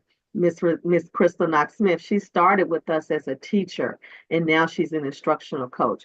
Our very own principal started as the librarian, and when they continued their education and got all of these many degrees that they all hold, they continued to move up in our program. And so we offer a lot of things to our staff to encourage them to go back to school, get the needed degrees so you can move up within our program. We want to build our own. So you already know what we're doing and you can build on it because you've been a part of it. So we really like to grow from within, but we also understand, like when we got our CFO, if we need to go outside of the box, we can. But that's part of our succession planning is to build within. That brought a little tear to my eye in the best of ways. No, again, and for all other LEAs listening tonight, this is really, truly a proof point of success. And I commend you all and for your leader, Ms. Henderson. My glasses there, right? Okay. I commend you. It takes leadership. It takes visionary leadership. It takes setting aside ego to build something like that. And from a recovering leader to one here, well done. So thank you. Okay. And thank you, team, because they did it. Thank you. Yes. All right. So colleagues, hearing nothing else, I will now entertain a motion. I I want to enthusiastically move to continue the charter of the Cedar Tree Public Charter School. Second. Thank you. Secretary Adamafania, can you do a roll call? Absolutely. Chair Wright, Very proudly, aye. Vice Chair Sandman, An enthusiastic aye. Treasurer Stanley Beatty, Aye, and congratulations again.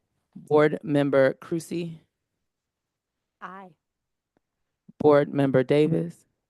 Congratulations. Aye. Y'all already know. I'm a solid aye. Congratulations. Thank you Sorry, all. Board Chair. I'm an aye.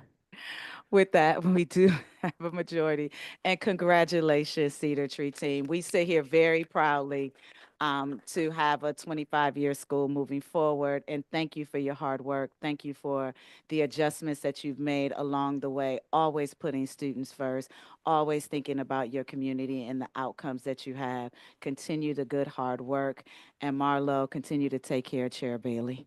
All right, guys. You all have a great night and Thank congratulations. Go you. celebrate. Thank Yeah. you. Thank you. You're more than welcome. All right. Next, I want to welcome Kirsten James, our Director of Accountability, who will introduce the proposal and recommendation for Hope Community Public Charter School. I would also like to invite representatives from the school to provide remarks. Board Chair Carrie Smith, Principal Clifford Owens, Executive Director LaDonna Johnson, Chief Financial Officer Eva Spickler, excuse me if I said your name wrong, and the EL Regional Manager, Amanda Brungaji. Please excuse me, correct me once we're on. Kirsten, if you want to go ahead and get started while the panelists are being promoted.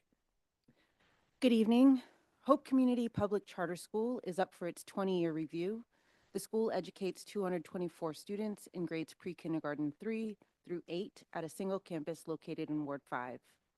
DCPCSB assessed Hope Community Public Charter School's charter goals performance during the review period using goal attainment pathways for school years 22-23 and 23-24 as outlined in DCPCSB's charter goals policy. Hope Community Public Charter School did not fully meet any goal attainment pathway in school year 2022 to 23 or school year 2023 to 24. In school year 22-23, Hope Community Public Charter School substantially met the transitional goal pathway by exceeding state performance on 3 of 7 transitional goals measures and improving performance from the prior school year on an additional 3 measures. In school year 23-24, Hope Community Public Charter School partially met the growth pathway by exceeding publisher growth criteria in 1 of 2 subjects, math, on its nationally normed growth assessment, Northwest Evaluation Association measures of academic progress. Separate and apart from the school's goal attainment, Hope Community Public Charter School demonstrated concerning academic outcomes regarding its emerging multilingual learners. Emerging multilingual learners at Hope Community Public Charter School demonstrated significantly lower rates of progress toward English language attainment when compared to state or sector rates. This is particularly concerning because the school serves a high proportion of EML students at 43.1%. Also, separate and apart from the school's goal attainment, in December 2024, the Office of the State Superintendent of Education, or OSSE, identified Hope Community Public Charter School as a comprehensive support and improvement school. OSSE designated the school for scoring in the bottom 5% of DC public and public charter schools on OSSE's statewide accountability system in school year 23-24. DCPCSB staff determined the school has not committed a material violation of law or of its charter. DCPCSB staff also determined that the school has not engaged in a pattern of non-adherence to generally accepted accounting principles, has not engaged in a pattern of fiscal mismanagement, and is economically viable. Based on these findings, DCPCSB staff recommends the board vote to continue Hope Community Public Charter Schools charter with 4 conditions. I will summarize them now, and you can read them in their entirety in the review report and accompanying proposal. First, Hope Community Public Charter School and DCPCSB must execute a charter agreement amendment by April 14th, 2025, that commits the school to the following. A, Hope Community Public Charter School must fully or substantially meet a charter goals policy pathway in this school year 24-25. If Hope Community Public Charter School neither fully nor substantially meets a charter goals policy pathway in school year 2024-25, then the school agrees to relinquish its charter effective at the end of school year 25-26. B, provided the school meets the above academic expectations for school year 2024-25, then Hope Community Public Charter School must fully meet a charter goals policy pathway in school year 2025-26. If Hope Community Public Charter School does not fully meet a charter goals policy pathway in school year 2025-26, then the school agrees to relinquish its charter effective at the end of school year 2026-27. The second condition requires the school to inform its families of conditions 1A and 1B, ensuring families' awareness of the potential for school closure if Hope Community Public Charter School does not meet the academic expectations. The third condition is that the school must implement its OSSI required and DCPCSB approved school improvement plan and report on its progress fulfilling the plan in its annual reports. If Hope Community Public Charter School does not demonstrate progress fulfilling its school improvement plan, DCPCSB may conduct an out-of-cycle charter review. The fourth condition requires the school to improve progress toward English language proficiency among its EML students, as measured by Access for English Language Learners 2.0, DC's annual English language proficiency assessment.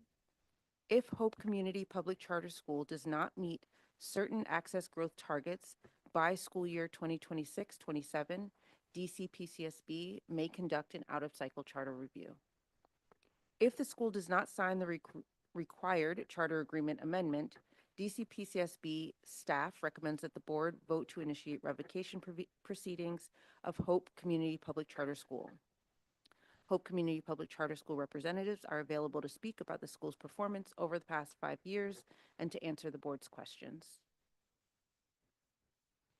Welcome, Hope PCS community. We want to give you an opportunity to address the board and share any insights before we open it up to questions from the board. And if you could please start, I'm not sure who is going to speak on behalf, but if you could also just introduce all the representatives in their roles before you begin. Thank you.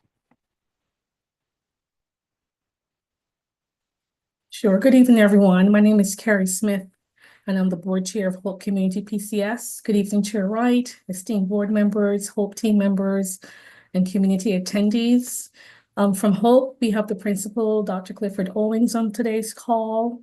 And from PLA or CMO, we have LaDonna Johnson, who's our executive director. We have Eva Spilker, who's our CFO, and Amanda Brudage, who is one of our regional managers. And we do have some additional board members who are viewing the meeting today.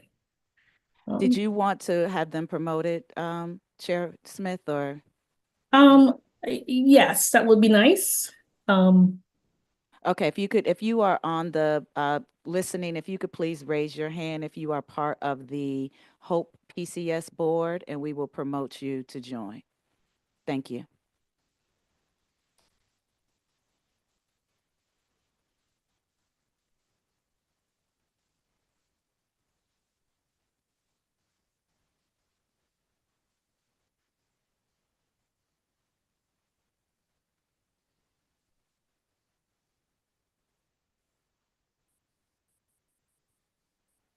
All right, and if you could just accept that invite, and yep, we're starting to see you all come in.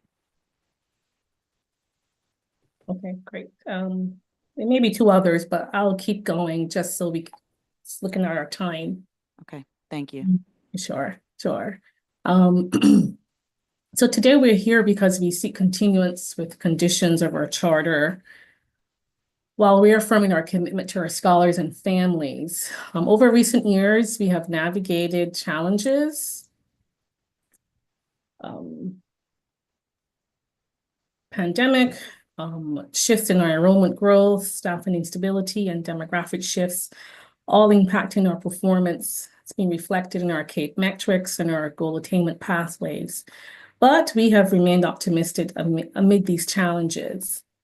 We have worked collaboratively to implement changes that over time should position the school for academic success and growth.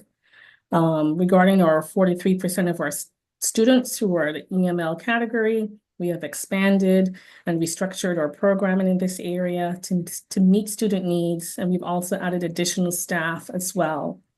Academically, we are leaning into more small group instruction. We've adjusted our master schedules for this. We've added lots of high impact tutoring and actually launched a Saturday Academy to help students who are behind.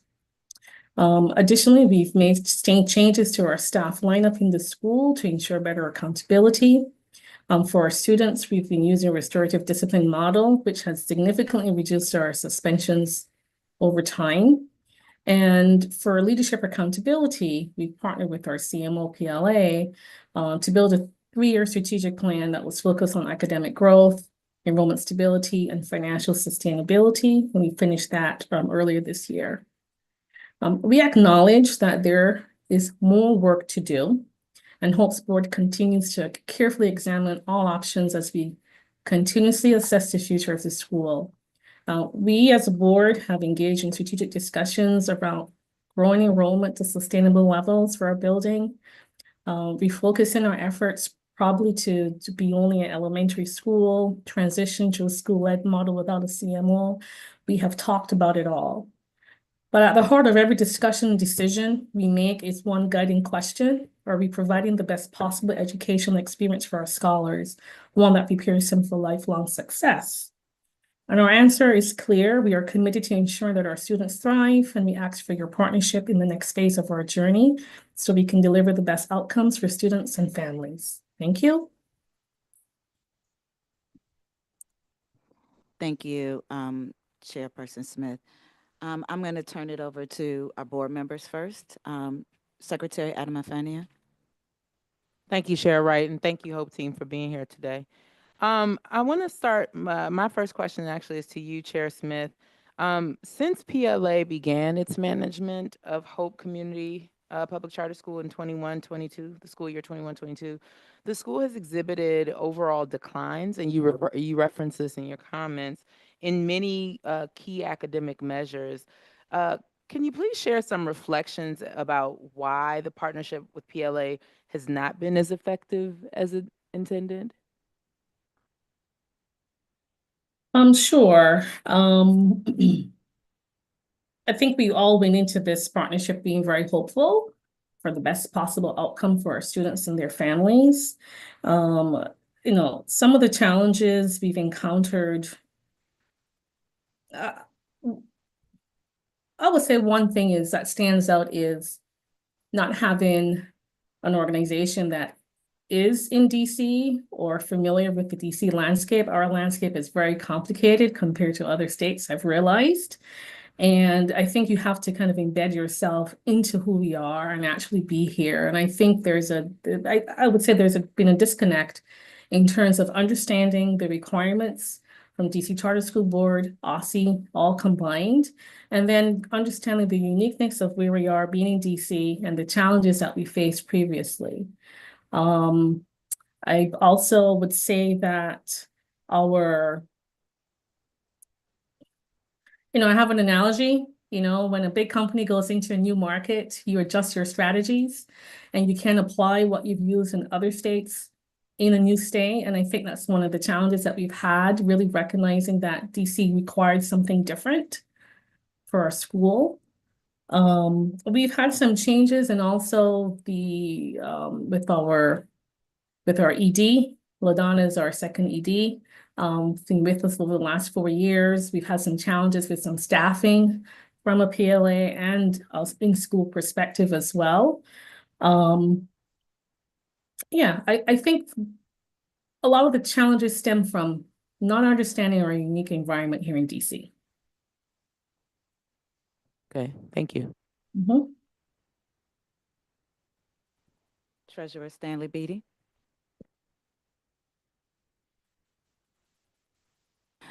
Apologies. Vice Chairman Salmon. I have a question for Ms. Johnson. Our proposed conditions require that Hope either fully meet or substantially meet a pathway in the current academic year, school year 24-25, and in the next academic year fully meet a pathway. What is your assessment of the likelihood that Hope will be able to meet those requirements? And what do you propose to do to maximize the likelihood that Hope will meet those requirements? Well, thank you so much for that question. And I appreciate the opportunity to be here to speak. So, as Director Smith has stated, I am the second ED. And so, coming into this prior to us having the data that we're evaluating now, I did some evaluations myself, and we made some immediate changes at the beginning of the year. So if it be okay, I'd like to talk about some of the changes that were made at the beginning of the school year for 2025, prior to even the knowledge that I have now. Last year, we had one assistant principal, and we had a principal and an assistant principal. And the assistant principal took care of course, the culture and climate as well as the academics. Well, this year we made 2 dedicated positions for that. We created a culture and climate dean position, which is Mr. Little, as well as an instructional coach who focuses on academic, which is Ms. Dunstan. As you can see, she's here with us tonight. She's been raised to the panel. We also increased our EL staffing model. Originally, there were 2 staff members, but as it's already been stated as well, our EL population in 2 years, I'd like to say that increased to 43%.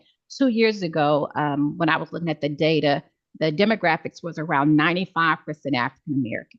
And now, within a 2-year time span, we've increased that demographics, or changed that demographic, should I say, so now we're serving over 43% of our population is of an EL population. So with that tremendous growth, coupled with the learning loss of COVID at the same time, that is another tremendous reason why some of the declines in our academics. So we have increased the staffing model on our EL. With the Stronger Connections grant, we were able to extend conscious discipline training to all of our staff members there. So of course, as mentioned earlier, some of our out-of-school suspensions have went down. With the HIT grant for high impact tutoring, we are now able to target 150 scholars with an additional 30 minutes of interventions per day. We've been in 11 weeks, I would say, of the HIT grant that we've had that additional interventions in place. President Kerr talked about the master schedule. Well, again, we intentionally embedded 30 to 45 minutes of small group instruction and intervention in each math and ELA class. And we also increased our coaching sessions from 12 hours per month to 14 hours per month with Apple Tree to help with our pre-K coaching. Those were all systems and strategies that were put in place at the beginning of the year. As well, the HIT grant came, I would say not quite at the beginning, but it came later. But those are some items that I was able myself to assess during our my beginning of the year, what we call instructional review in our rounds, to determine we needed to make some changes. And so those were the staffing changes that we put in place at the beginning of the year. If I couple that, once we received this information, we did make a 5-week MAP plan. And I know Dr. Owens will be able to speak, or Ms. Dunstan to speak more, as they are boots on the ground. But we went to a co-teaching model in our middle school ELA. Our instructional coaches, Ms. Dunstan, as well as our math interventionists, are now doing a push-in and pull-out model for our ELA and math classes. We also, as mentioned earlier, we now have the Saturday School Academy that we have as well. So those are some strategies that we've put in place. And to be even more specific, we're looking at Pathway D, which states that we must increase and improve our score from the previous year, which was, it's not that I want to proudly in any way say 16.888. So we have to increase that score as well as hit a level 4 in order to hit Pathway D. So I would want to say that I'm fully confident that with the new improvements, the new strategies that were implemented, not just in 5 weeks ago, but from the beginning of the year, that hitting the pathway for this year would definitely be in sight, as well as we will have to come back to the table and reassess on how we will hit that fully hit a pathway for 2026. But I'm confident we will be able to hit our pathway for school year 2020, for school year 2025. Did I answer your questions? Very much so. Thank you. Okay. Yes, sir. I also have a comment. It's not a question. My comment is more for my fellow board members and for the staff. I'm not comfortable with the standard of substantially meeting charter goals. The language of the School Reform Act requires that a charter school meet its goals. Meet to me means meet. It doesn't mean substantially meet. Treating substantially met as the same as met feels like grade inflation to me. It's turning a B into an A, and I don't think we should be doing that. I'm not proposing that we should change our standard here tonight. I don't think that would be fair. We have a history of treating substantially met as adequate, but going forward, I think we should revisit that decision. Thank you. Yes, sir. Thank you. Yeah, I wanted to follow up. So you mentioned the things, the systems and structures that you have been putting in place and the changes that you've made.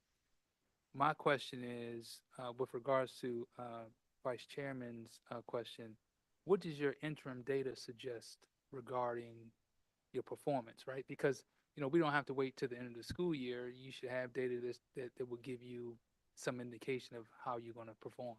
That is absolutely correct. And thank you for that question. So we have common formative assessments that we do in math and ELA. And since October, each month, we have seen an increase in the amount of scholars that we have seen as proficient on these tests. Now, granted, it's not a cumulative test. They are unit tests. But what I can say, we've seen more and more scholars. And to be precise, when we started at the beginning of the year, speaking of math, we had around 30% of our scholars that were showing proficiency on the unit. We would have to say unit 1 test because that's what it was. Now, however, we are now at 49% for the month of February. In each month, it was a increasing. Same thing in ELA. When we started off, we were at 26% of our scholars showing proficient on those reading tests. However, now we're sitting at about 48% that have showed, and that's month over month. So that's over a period of 6 months that growth has happened. Again, why I stand confident that, and I agree, substantially meet and fully meet are not the same. I hope, and it is my intention to fully meet Pathway D for this school year.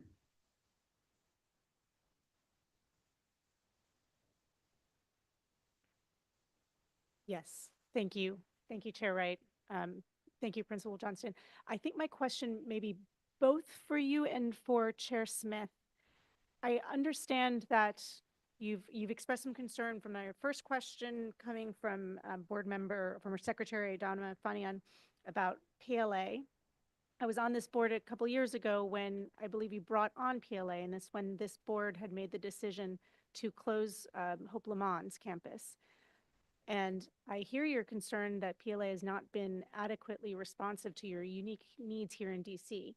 Should this board vote continuance tonight, how do you feel PLA will be responsive to these conditions? What will need to be different, and how is that board going to engage them differently? I may have follow-up. And just that question was directed to President Smith, correct? I just want from my. Okay. That's a great question, and I'll be honest, I don't know if I have a real answer at this point. It has been, I've been the board chair for 3 years at this point. This is my 3rd year, and it's been a challenge the last 3 years, I think, and it's been a multitude of challenges that we've faced. I think as collectively as a board, we're always cautiously optimistic about improvements and seeing academic growth and proficiency. But personally speaking, I'm not sure how we overcome this deficit. Hearing your colleagues share that, we're in the bottom 5% of schools in DC just breaks my heart, to be quite honest. And I don't know I'm not sure how we overcome it at this point. I literally don't have an answer to that. I'm sorry, but I don't know.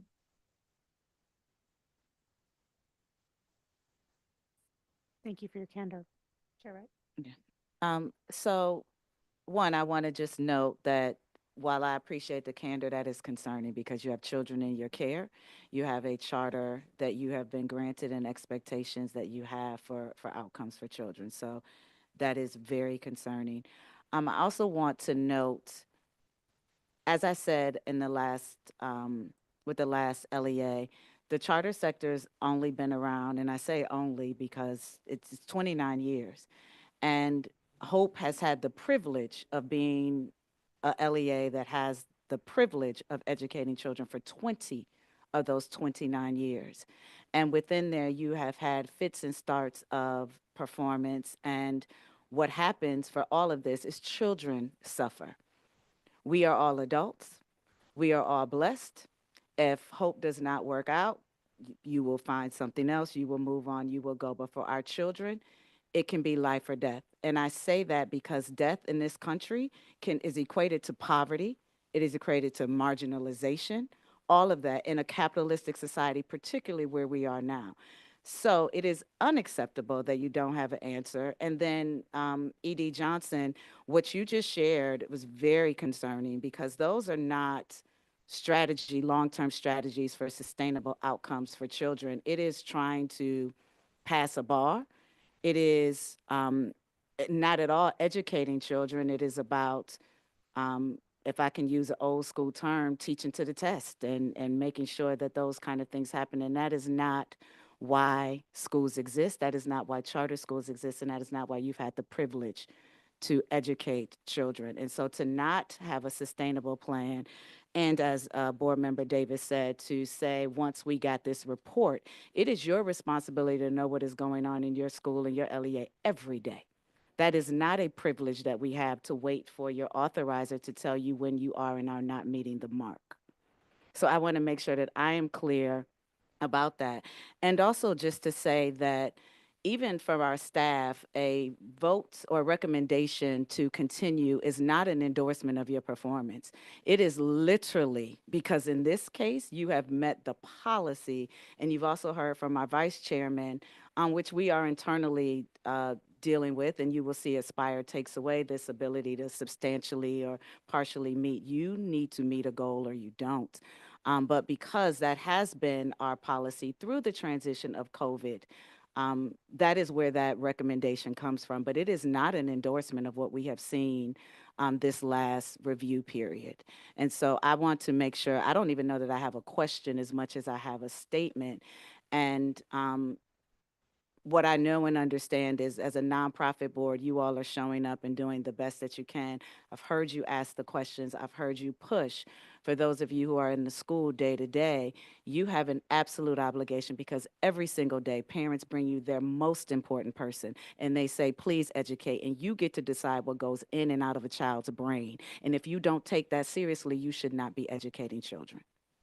So I'm going to turn it to Treasurer Stanley Beatty, who has a question. Well, Madam Chair, before Secretary goes, this is Eric Johnson. I just want to say to you that I'm a lifelong educator, and I just want us to be. I wanted while our chair did communicate that as a board we are clear that more has to be done. But you having said one of the things I think will be important going forward, my conversations in particular with the board and the management company will be about strategic operations. Strategically, how are we thinking about the vision we want to execute? And how are we developing a school culture and climate that allows us to all move in the same direction with some shifts in the ways in which we think about success? I am in no way interested in glazing over the numbers that you have seen and the conditions that we have responded to today. I just wanted you to understand that as a board, these are things that we have thought about and they're part of our thinking now and going forward. Thank you, Mr. Johnson. I appreciate that. Yeah, I have a couple questions as it relates to your occupancy expense, and I want to be clear. Um, I'm not asking the academic question because I'm not concerned about it. I think my colleagues have adequately addressed the concerns and, quite frankly, the I won't use that word, but the concerns that I think we all share. Ms. Smith, to hear that you were speechless at a question, quite frankly, made me speechless. And that is rare. That is rare. So I'll ask my question as it relates to your occupancy. I just want to make sure I sort of understand how you're housed. I know you had the Lamont Street location, which you no longer have. So you have the one location, and even in that one location, your occupancy expense is extremely high. It's way over what we typically see for the sector. And I think that's primarily because you got rid of the Lamont campus, and so your enrollment decreased. Should you continue to operate, what is your plan? How are you thinking about how you're housed and potentially right sizing that situation? Because I think your current enrollment is 225.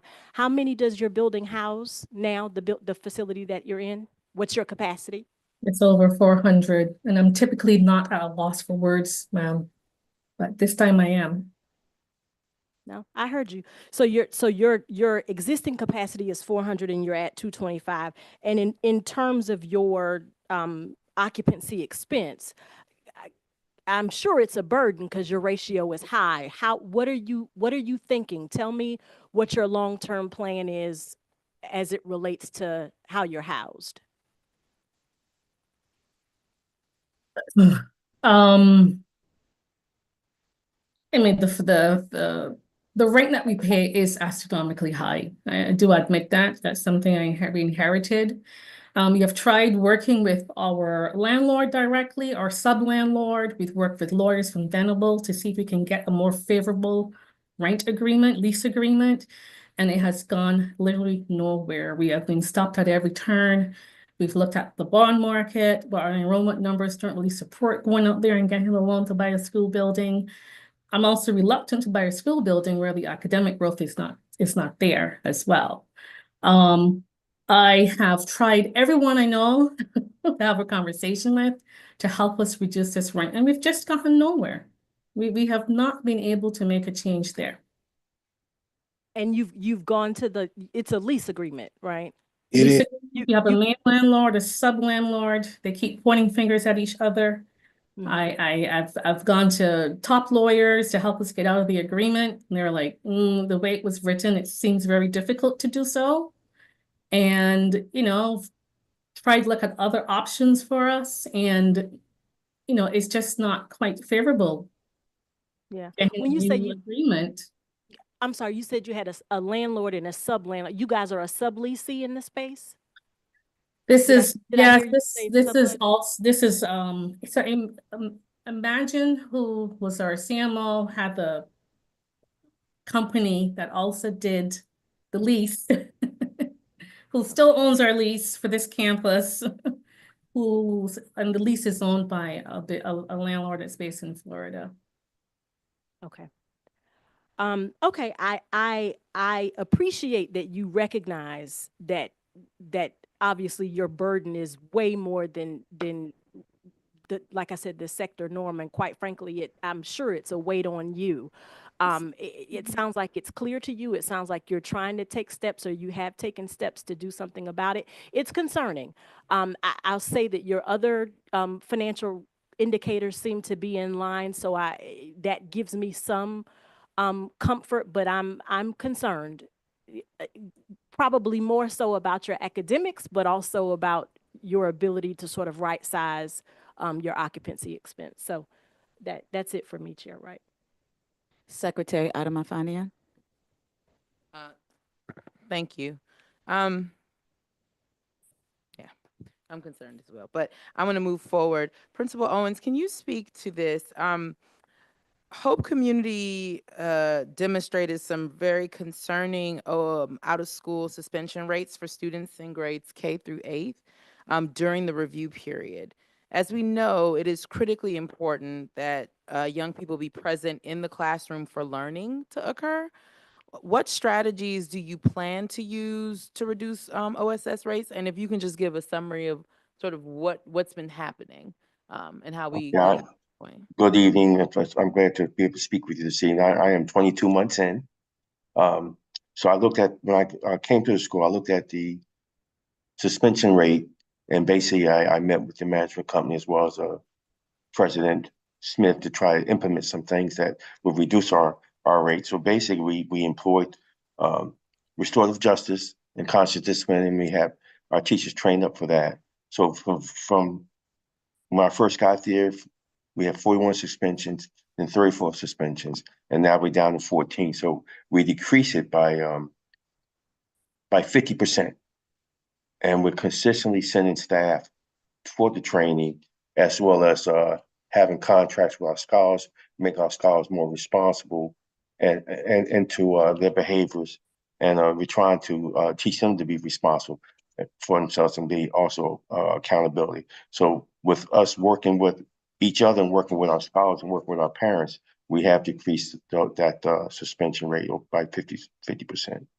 And I'm trying to expect it, my expectation is to reduce it by 75% for the next school year. Principal Owens, thank you so much. I will say this, respectfully, I definitely understand what it means to step into a new role. But respectfully, 22 months is a lot of time. And it is hard as a parent, as a native of DC, as someone who remembers when Hope got started. It is hard to hear from the school's leader that I'm 22 months in, this is where we are. That's not fair to the young people who 22 months ago walked through your doors. It's not fair to parents who've entrusted young people to continue. And so I just want to name that this is concerning that is even the frame used to No, describe a maybe strategy. I'm being misquoted. What I'm saying is in 22 months, the discipline was reduced by 50%. That's what I'm Okay. trying to communicate. So Okay. I'm sorry if I didn't use the right verbiage, but within 22 months, we decreased our discipline by 50%. That's basically what I was trying to say. Okay. I appreciate the reframe because what I had heard um, was just not okay. So thank you. I apologize for that. Board Member Cruzy. Thank you, Chair Wright. I'd like to go back to my earlier question about failing leadership academies. Is there someone from PLA in the meeting tonight? I'm here for finance. LaDonna's here as the executive director. I see. And we have Amanda, I'm sorry, and Amanda's also here from our EL department. Amanda. Oh, I see. Yes, I am here. Okay. Hi, Amanda. And I assume, Ms. Johnson, you are based here in DC? I am not. Can you clarify for us, where are you? I am based out of Houston, and I'm based out of Houston is where I'm based at. I visit the campus myself personally at least once a quarter. However, along with other teammates. So within a month, typically there is a visit from PLA once a month to observe the strategies on the team. However, of course, there are meetings that we have on a weekly ongoing basis, our strategy meetings. However, to answer your question, I'm not based out of DC. I want to make sure I heard this right. I'm myself, I'm at a loss of words. So once a quarter, I heard? So that may be 3 times in a school year? For myself, I visit with there 4 times in the school year. Once in the 10 months. I will be there this year 4 times this school year. However, it's just not myself that's visiting. We have other team members that also visit. So I come from the academic team. Amanda has been there. I'm not for sure she's on, I want to say 4 times as well for my EL team. We have our programming team who's also been there twice. We have our culture and climate team who's been there, I want to say 3 times. So over the course of it all, there's a visit from a PLA national team member, at least typically around once a month. And LaDonna, I feel like you might want to also go over the operating mechanisms, the rhythm with meetings daily, weekly. Absolutely, Eva. So we do have our operating mechanisms in which I have a one-on-one with Dr. Owens weekly. We also have, that also includes Ms. Dunstan, who's on the line. On top of that, we have a strategy meeting, as well as weekly. The academic team, where we meet with all 22 of our PLA schools, happens every 2 weeks. That's the academic PLC. And I would like to also, every 2 weeks as well, the programming team, which is our academic team, also meets with the coaches as well as assistant principals as well.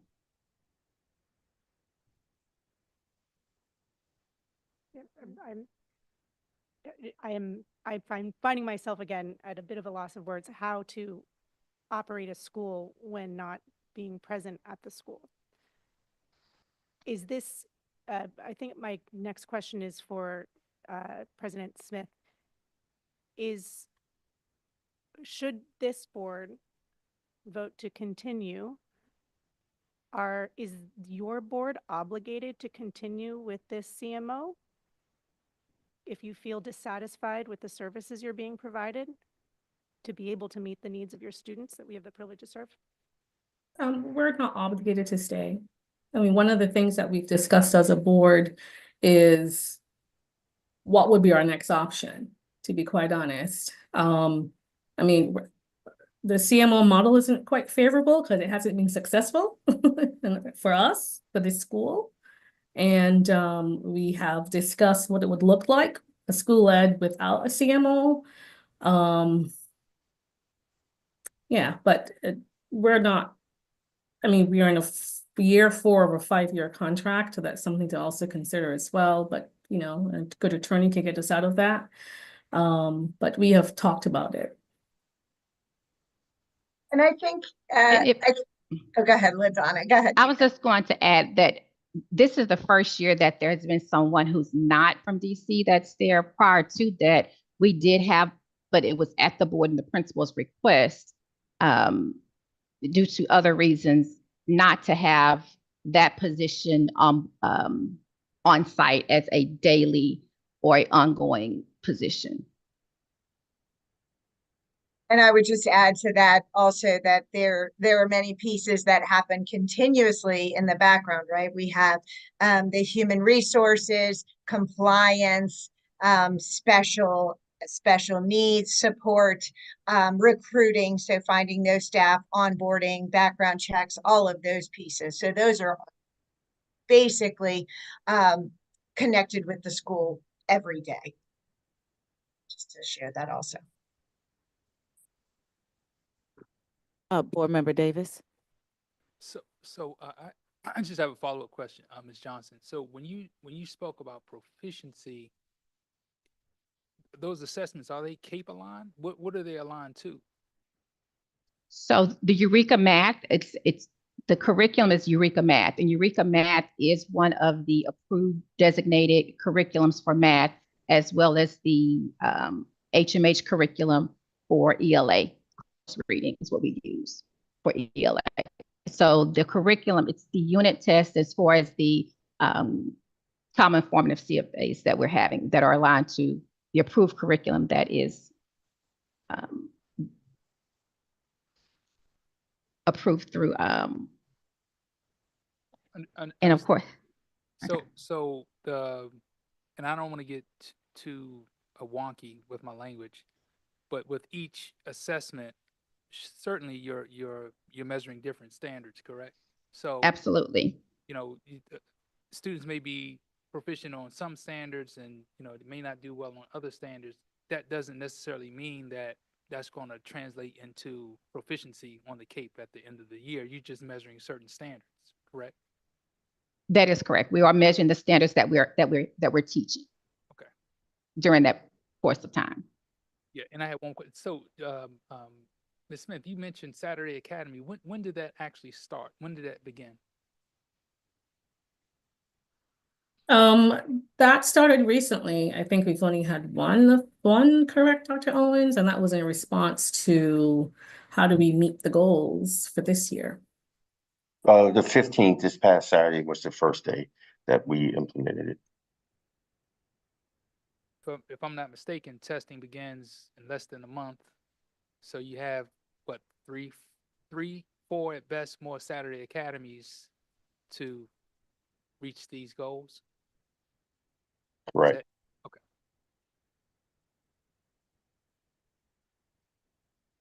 So I want to talk a little bit about your EML population because it was highlighted as a change. And just so you know, one of my personal biggest pet peeve is when we turn to our students to justify our lack of performance as adults and what we give to them. So for future LEAs coming on, please, we are open enrollment sector population, and whoever comes your way, it is your obligation to serve them fully. But in this case, Hope actually actively recruited a EML or emerging multilingual learner population. Um, there was an intentional effort, I recall, prior when these conversations had to go after this population to increase the enrollment. And so it's not like all of a sudden people just they started knocking down your door and you were overwhelmed. Um, so I want to acknowledge that first and foremost. But yet the school has demonstrated significant performance concerns regarding your EML students' English language proficiency. Um, Given who you serve, given who you actively went after to serve when it was convenient for the school, what steps are you currently taking to improve your programming and supports of this population that you went after and said, come to our school? What are you doing?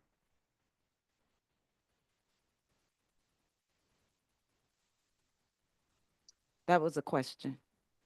Amanda, I think she's Sure. coming off. I can speak to that. So, with those scores that are being mentioned, I know that those were from school year 23, 24. And during that time, the WEDA Access Testing Administration was administered in a way that was not necessarily of best practice. So, was that 22, 23? I'm sorry. So, moving forward in this school year and beyond, we've made sure that our scholars are able to show the growth that they have achieved. And we've done that by making sure that testing was administered over 4 days and that students understand why they were testing and making sure that the data would be validated. In addition to that, as mentioned before, staffing has changed. So both we have EL teachers who are dedicated and qualified to be EL teachers, and they also are committed to making sure that their English learners are showing growth. With moving from 2 EL teachers to 4 EL teachers, has allowed our EL scholars to begin receiving pull-out services in addition to push-in services. There have been changes that have been implementing school-wide PDs for our Gen Ed teachers so that they can begin or make changes to their pedagogy practices to include strategies that will improve their practices to working with EL scholars, and also sharing individual learning practices, individual learning plans, ILPs, with Gen Ed teachers that show accommodations and the learning goals, and also quarterly making sure that we're marking our scholars' progress to the goals in their ILPs.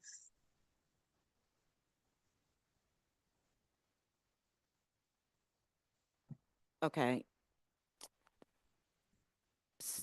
Okay. So I hear what you're doing, which should be done for this population anyway. And my push to this board will be to continue to interrogate and to ask the questions and to require the data, the accurate data, to make sure that you actually know that these efforts are happening and that they are benefiting children. Um, I want to say that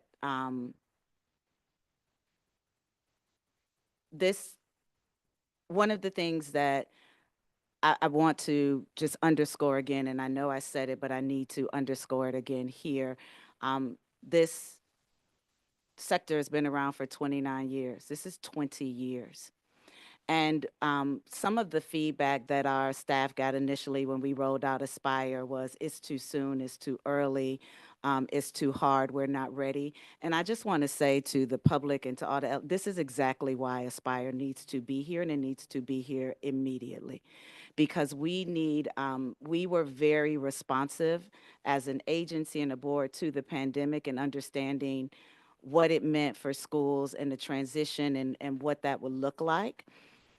Our children are not doing well. Your particular students are not doing well. And that is a direct reflection of the leadership of this school. It is not who you serve. And this is why we have Aspire, and we will proudly continue to roll it out, and we will proudly continue to, for lack of a better word, enforce it, and make sure, because our children deserve it. Quality schools has to be the norm in our city again. It has to be.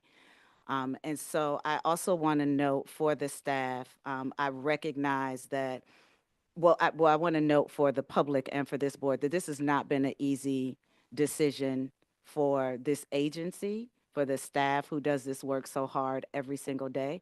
It is not easy for this board, if you have not picked up from just the reactions and the amount of speechlessness that is at this dais today. We also understand our policies and our procedures. And in this case, as I said in the beginning, this is not an endorsement for your performance. And it is literally because you have met the minimum bar that is possible that a continuance was put on the table. But I do have to say to the staff, it is not acceptable that this is only being asked for 2 years. For a school in the LEA this long-standing, I want to see longer and more consistent performance. And after each year, if there is not performance, you all will need to relinquish your charter. And if you don't, we will initiate revocation each year. And so I am going to now, unless my colleagues have anything else to add, I am going to actually propose a motion. Any other feedback? And I want you to know, this is a difficult motion. This is a difficult motion. But I move to continue the charter of Hope Community Public Charter School with the conditions proposed by the staff with the following adjustment. Condition 1 is extended for an additional year to require the school to earn a level 3 or higher on Aspire in school year 26-27, or else relinquish its charter at the end of school year 2027-2028. So to be clear, the conditions would be performance at the end of this school year, 24-25, performance at the end of 25-26, no, I'm sorry, yes, and 26-27. Is there a second? Oh, I'm sorry. Chair Wright, Yes. if I may, we may also need to adjust condition 2 about informing families to make sure that it includes the additional year. So just for the record, so that we can make that necessary adjustment. Thank you. And I will actually make the motion again, because I do want to highlight that. Thank you, Executive Walker Davis, Executive Director Dr. Dave Walker Davis. I'm so you will see that the second condition requires you to inform your families of the conditions, and it will say 1A, 1B, and now what will be 1C, using the template that we provide. Because our obligation is that families understand what is happening in the school that they attend. Yes. Chair, I just want to make sure that that notification, understanding there's a high EML population at this school, that that notification we provide in all the native languages in that home. Perfect, thank you, yes. So we will, I'm gonna revise the motion a little bit too. But so you understand that condition 2 is so that families get notice. PCSB will provide you with a template that you must send out to your families that state what those conditions are, because families need to be able to make choice. If it's not good enough for yours, it is not good enough for others. So they need to know, and it will need to be translated. So I'm going to revise my motion. Board members, thank you for patience. I think if you all see, this is the level at which, yeah. So I move to continue the charter of Hope Community Public Charter School with the conditions proposed by staff with the following adjustments. Condition 1 is extended for an additional year to require the school to earn a level 3 or higher on Aspire in school year 26-27, or else relinquish its charter at the end of school year 2027. And condition number 2 is revised to reflect that conditions 1A, 1B, and what will be 1C above be disseminated in the common languages within your LEA. And I trust our legal counsel to fix that up. Is there any discussion about that motion before there is a second, if there is a second? I just want to be clear. I think you suggested that if the additional condition that you've added, 1C, is not met, that they would be required to relinquish the charter at the end of school year 26-27. I think it would be 27-28. Yes, it is school year so they would have to gain a higher 3 or higher on Aspire in 26-27, or relinquish its charter at the end of 27-28. Yes. Thank you, Chair Wright. Our council and team will make all the adjustments to the actual conditions based on that motion, assuming the board approves it. Is there a second? Second. Secretary Adam Fania, can you do a roll call, please? Yes, Chair Wright. Reluctantly, aye. Vice Chair Sandman. Aye. Treasurer Stanley Beatty. I vote no on the continuance of the charter for Hope Community PCS. Board Member Crucy. Aye. Board Member Davis. Aye.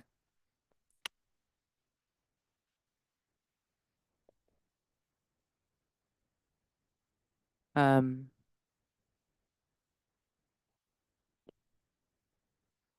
an aye. Chair. Thank you. The motion passes. And again, I just want to say to this community, Chairperson Smith, Chair, all the board members that are on here, first off, thank you for being on here. You know you have a huge obligation in front of you to do what is right for children. So your charter has been continued with the conditions, and the staff will follow up regarding next steps. Thank you for your time this evening. Appreciate it. Thank you. I'm actually going to ask if we can take a quick bio break, 5-minute break, please. So it is now 8:43. We are going to suspend, and we will come back on at 8:48 p.m.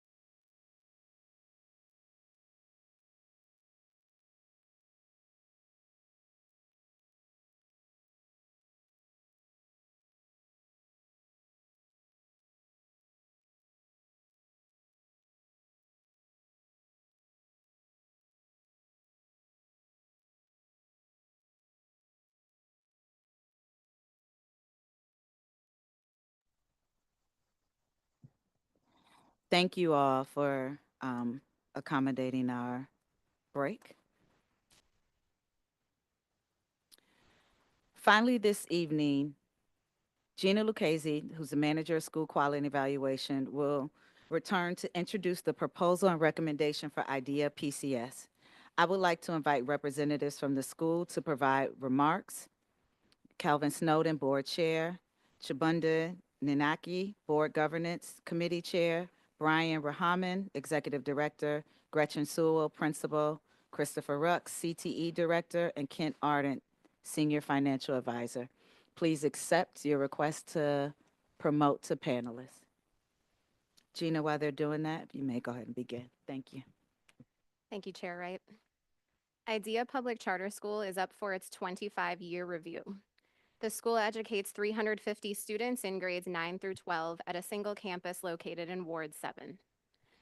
DCPCSB assessed IDEA Public Charter School's charter goals performance during the review period using school year 22-23 and school year 23-24 goal attainment pathways as outlined in DCPCSB's charter goals policy.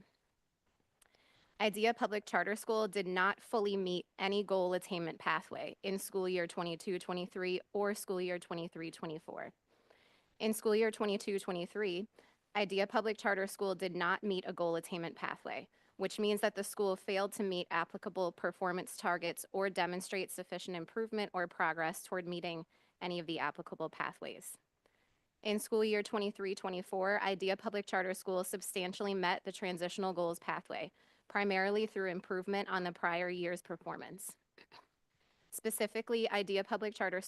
or exceeded sector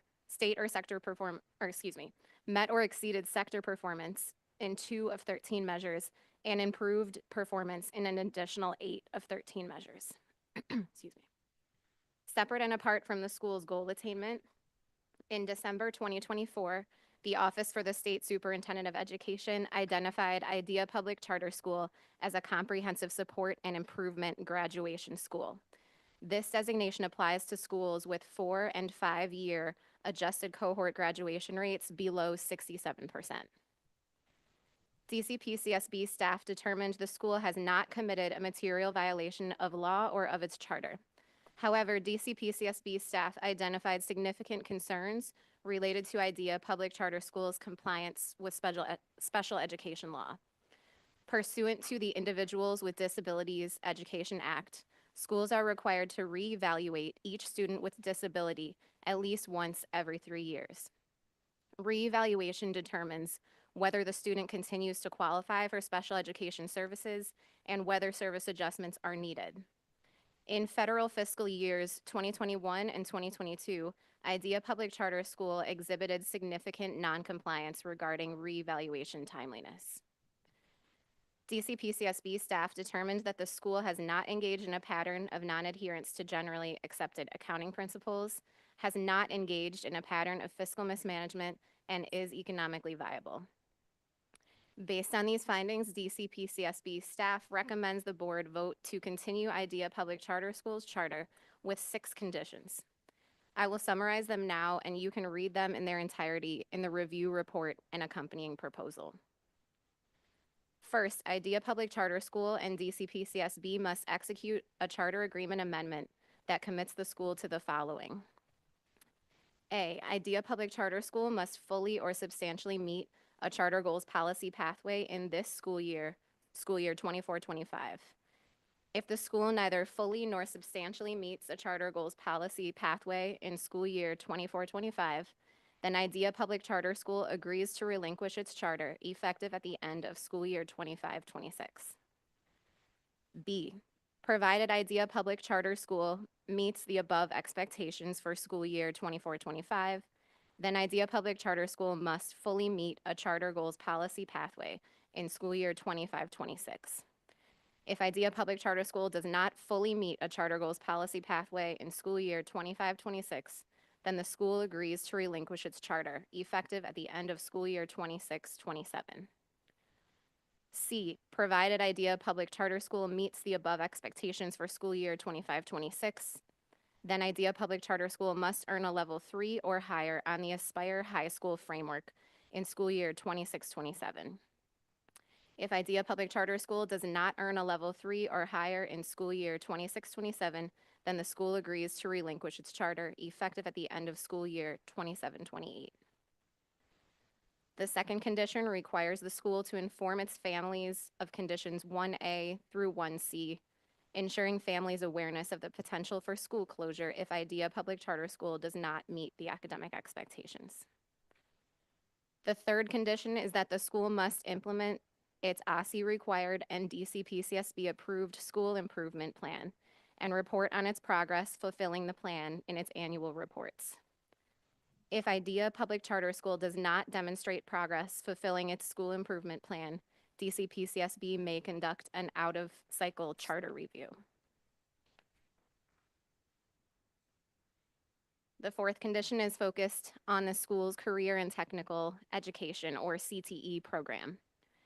Idea Public Charter School must submit a draft CTE strategic plan covering school year 25-26 through school year 29-30 to DCPCSB.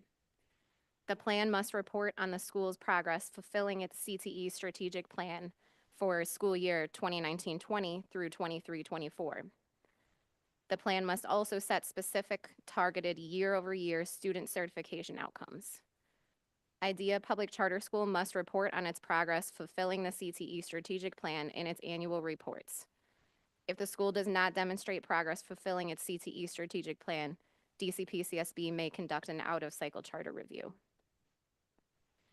The fifth condition requires Idea Public Charter School to improve compliance with laws related to the education of students with disabilities, as demonstrated by fulfilling its OSSI required compliance and continuous improvement and monitoring tool. Under the tool, the school must correct instances of student-level noncompliance and demonstrate that it is correctly implementing specific regulatory requirements within a timeline set by OSSI. Failure to comply with these requirements will result in DCPCSB issuing a notice of concern and/or conducting an out-of-cycle review. The sixth and final condition focuses on Idea Public Charter School's Board of Trustees. The school's board must implement a plan designed to improve board governance and oversight. The school must report on its progress fulfilling the plan in its annual reports through school year 29-30. If Idea Public Charter School does not demonstrate progress fulfilling the plan, DCPCSB may conduct an out-of-cycle charter review. Additionally, the Idea Board of Trustees must review progress toward meeting the school's conditions and provide DCPCSB with meeting minutes detailing the data shared, a summary of the discussion, and actionable follow-up steps. If the school does not sign the required charter agreement amendment by April 14th, 2025, DCPCSB staff recommends that the board vote to initiate revocation proceedings of Idea Public Charter School. Idea Public Charter School representatives are available to speak about the school's performance over the past 5 years and to answer the board's questions. Thank you, Gina. Welcome, Idea team. I'm not sure, Brian, are you going to speak on behalf of your organization first, or Mr. Snowden? Dr. Snowden's going to start out. Okay, before we begin, if you can just go ahead and introduce, or one of you can introduce everyone who is on the panel and their role, and then you all can begin. Thank you. Okay, I'll do the introductions. Good evening, everyone. We have on the call tonight Dr. Calvin Snowden, Board Chair, Chibunda Inake, Governance Chair of the Board, myself, who is the CEO of the school, Gretchen Sewell is the Principal, Christopher Rooks is the CTE Director, and Ken Arndt is the Senior Financial Advisor. Thank you. Okay. Mr. Snowden, Dr. Snowden.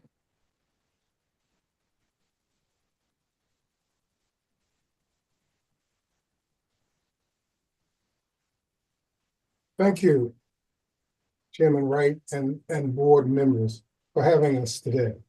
We've heard of, all I wanted to say is amen to the people that called in support for us. So that's changed my prepared remarks. I think it's more important as we move forward to hear what is being done in the board in terms of governance, the steps we're taking to improve governance on the board. And Chibunda Neke will be speaking to that. And I will go to Dr. Brian Rockman to talk about what steps we're taking in the school to make sure that we achieve the metrics in Aspire. Brian. Thank you, Dr. Snowden, and thank you to the PCSB staff and board members for your time and effort over the past few months as you prepared for this charter review. Over the past couple of years, our schools worked hard to engage students and families and help students accelerate their learning. For example, to improve our math performance, we're implementing a high-impact tutoring program in math, which provides 90 minutes per week of small group tutoring to students. We've also refined our curriculum to ensure alignment with the essential standards and skills that students need to be successful, both in school and in life. Our team has been especially focused on developing and refining systems to deliver on our promise to provide a high-quality education to every student we serve. These efforts are beginning to produce positive results. For example, our ELA proficiency scores have increased for the past 2 school years. A growing percentage of our students have completed CTE programs and earned industry certifications that improve their post-secondary job prospects. We were awarded a $500,000 grant last year to build a cosmetology program in our school, which will open next school year. And our enrollment this year is higher than any year since we became a standalone high school, an indication that students and families see value in our educational program. Despite the progress, we know there is room for improvement. We accept the feedback we received from PCSB during and throughout this charter review. The PCSB staff has outlined a set of conditions that we not only agree with, but have already begun working on.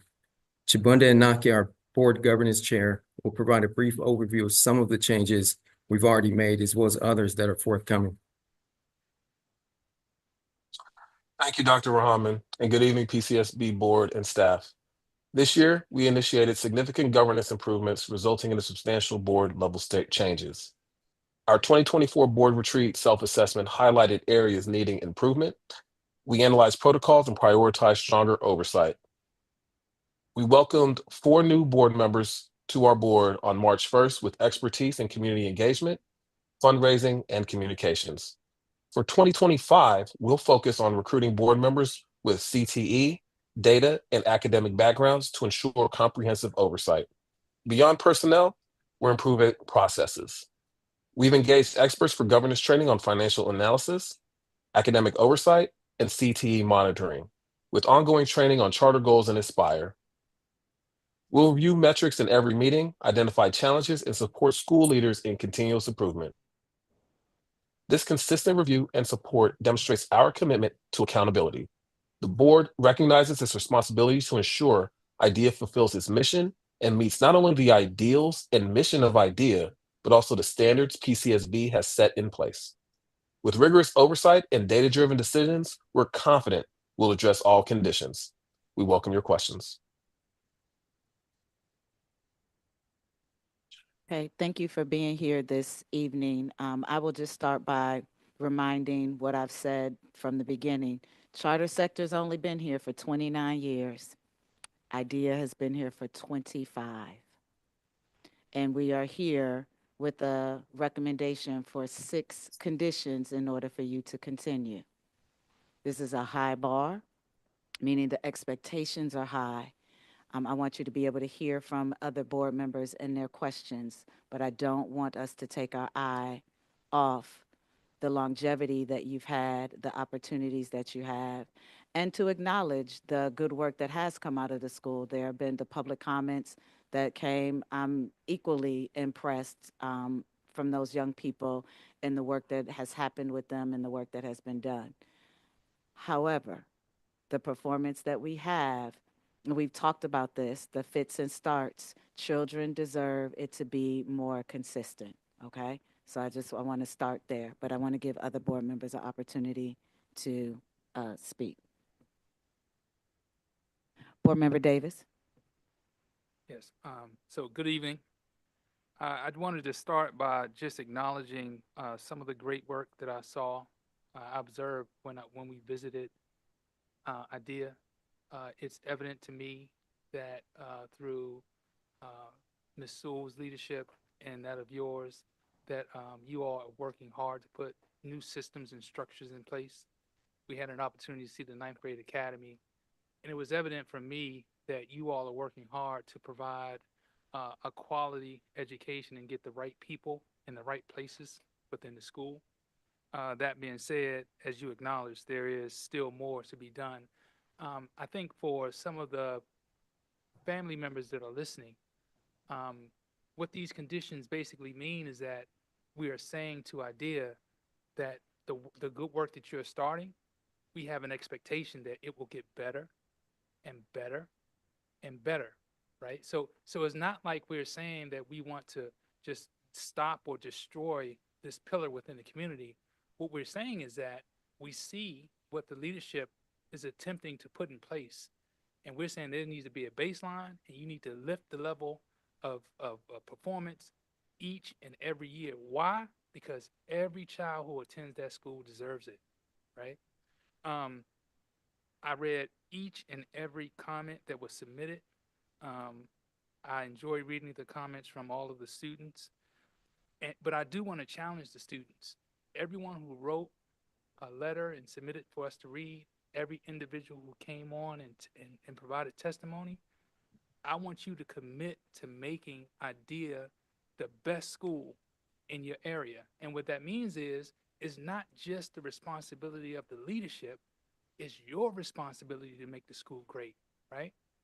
We're going to push and we're going to ensure that the adults in the building are doing what they're supposed to do.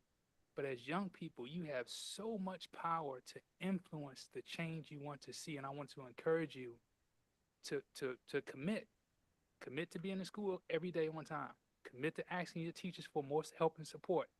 You know, tell the CEO and tell your principal what you need, right? And then for the leadership, I want to challenge you to listen. I'm gonna tell you a corny story. As a school leader, I was a principal, and I asked the students. I said, "Hey, what is it that you want to change?" What do the students always say?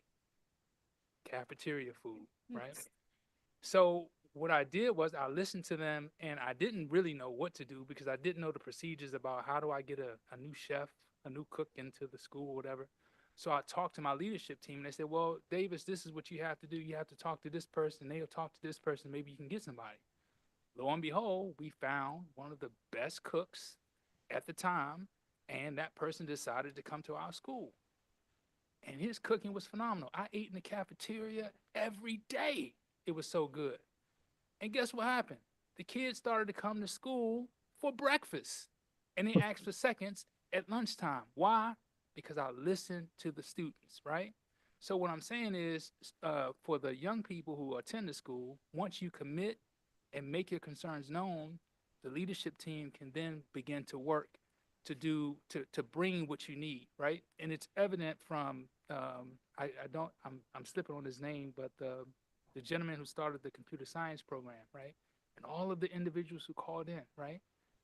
I'm confident that he's listening and he's making moves to make sure that that computer science program is the best. And what I want for IDEA is for everyone to work in the same way.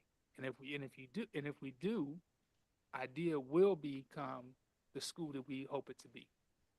So that being said, with all of the changes that you all have been putting in place, how do you ensure that these changes are sustainable? I can start out here and then members of my team can chime in. I think the first thing is we focused on systems. Right here on my board here, I have a pyramid with systems at the bottom and then analysis and strategic thinking at the top. And it's a reminder to everyone on our team that no matter what we're talking about, whether it's student learning, classroom instruction, discipline, facilities management, we've got to start with strong systems. And so what we focus on as a team is building strong systems and always testing our systems to try to figure out where the weak spots are. Where are the systems and processes that need to be improved? And so it's a constant effort for us to build out these systems. We've come a long way in the last couple of years. We still have more room to grow and to get better around systems. But I think that's number one, is that we are building strong systems, starting with the core instructional program, starting with teaching and learning, what happens in the classroom, And once those systems are in place, you're always going to have some level of change in staffing and sometimes leadership.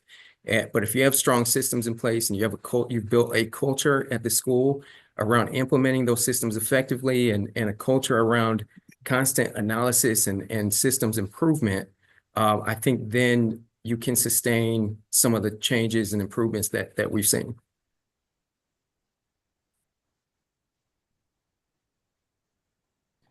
Board Member Cruzy. Thank you, Board Member Davis, and thank you, Dr. Rahman and team here. And Chairman Snowden, thank you for your leadership. And I appreciate hearing about some plans for thoughtful governance that this board will undergo should this board vote for continuance. My question is around, I see the original name of the school's Integrated Design and Electronics Academy. So it sounds like CT really has been at the core of this idea since the very beginning. I think my question starts off for PCSB staff and how a program with a mission and vision like idea fits into Aspire. As we were developing Aspire, how do we think about that?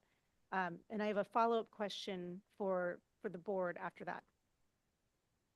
Thank you. I am going to ask Kirsten James, our Director of School Accountability, to respond to that. Thank you, Board Member Cruzy.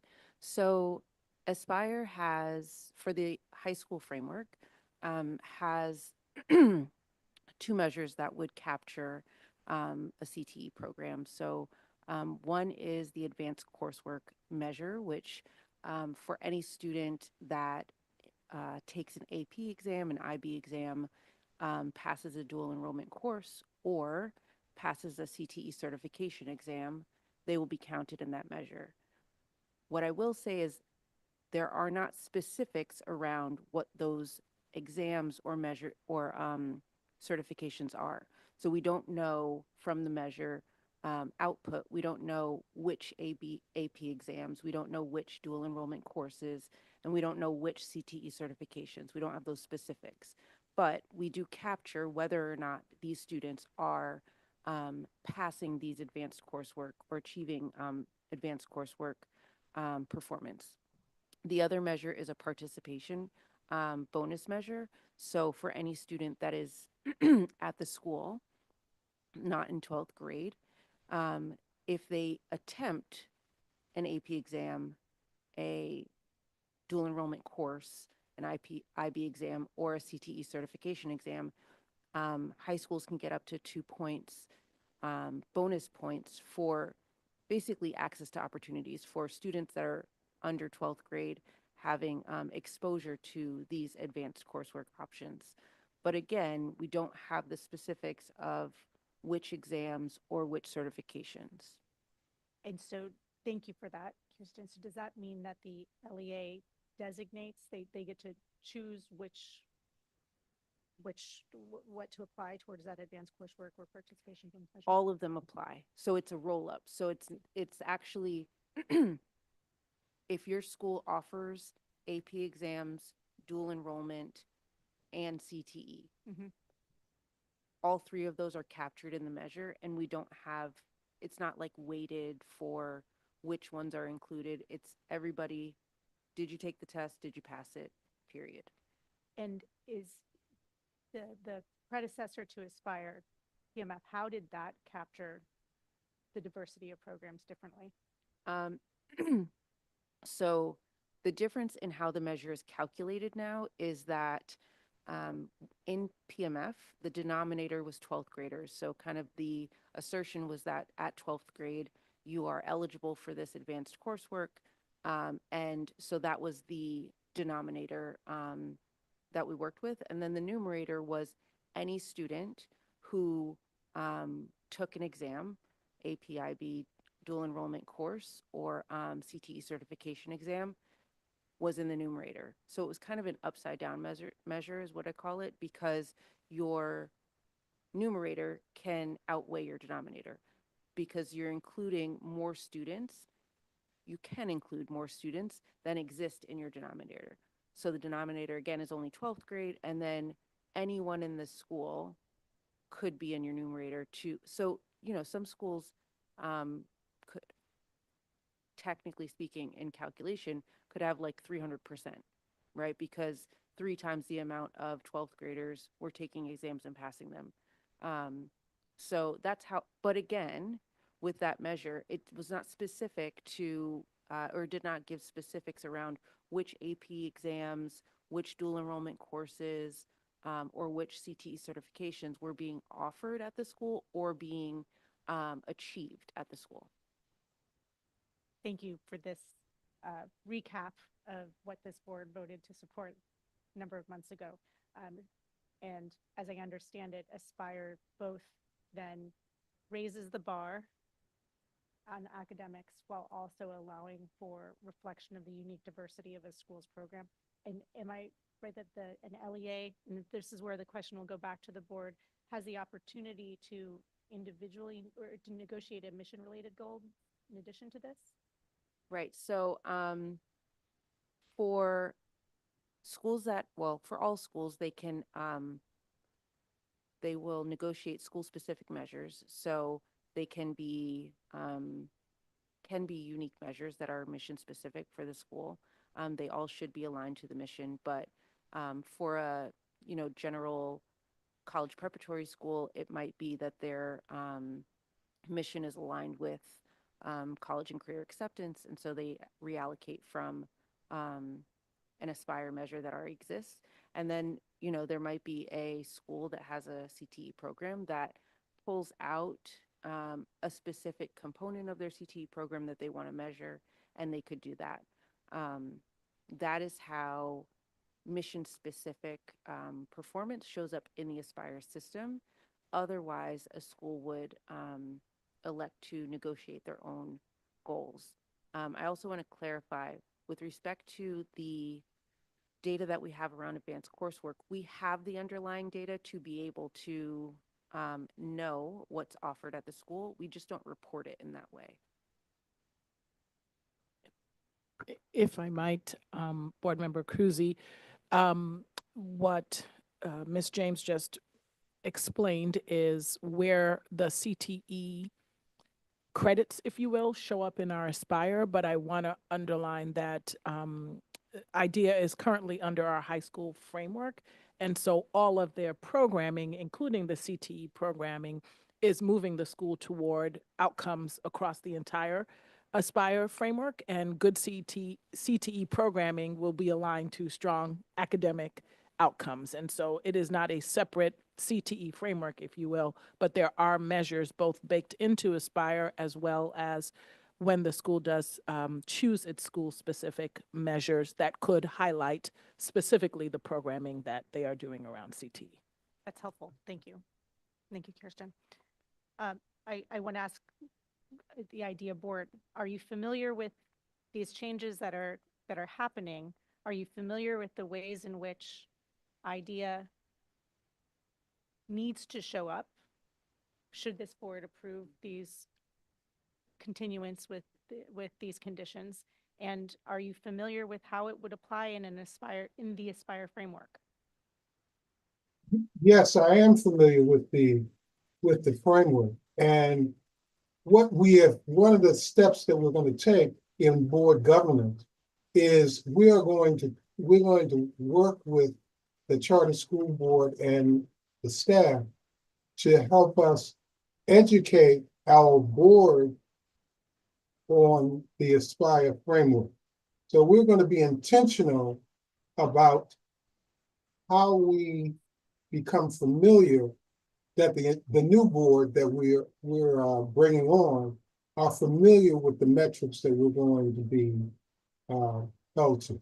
So that's what we're going to broaden the education for our board members so that they understand the financial fiduciary responsibilities as reported today by the finance chair. We're going to work closely with the Aspire staff to make sure that our board is knowledgeable about that. And then we are going to ask the committee structures that we put in place in our board to develop strategic plan and tactical plan on how we're going to gauge how these things are being accomplished. Thank you. I appreciate that. I think my final follow-up, and this is to the board, not to the staff, because it was the board that during the previous review, it was signed off on IDEA being their charter's goals being PMF as goals. And in my review of the material before tonight, I understand that there has been expressed that we offer something different. What we do is something different. But this board entered into a contract with this authorizer, understanding that the goals were PMF. And we changed PMF. We are now under Aspire. And Aspire does provide opportunities for LEAs with unique programs to be able to meet that. But you need to be aware of what you're signing off on. And so it sounds like there may have been a disconnect, but that was the agreement that this board agreed to for this review period.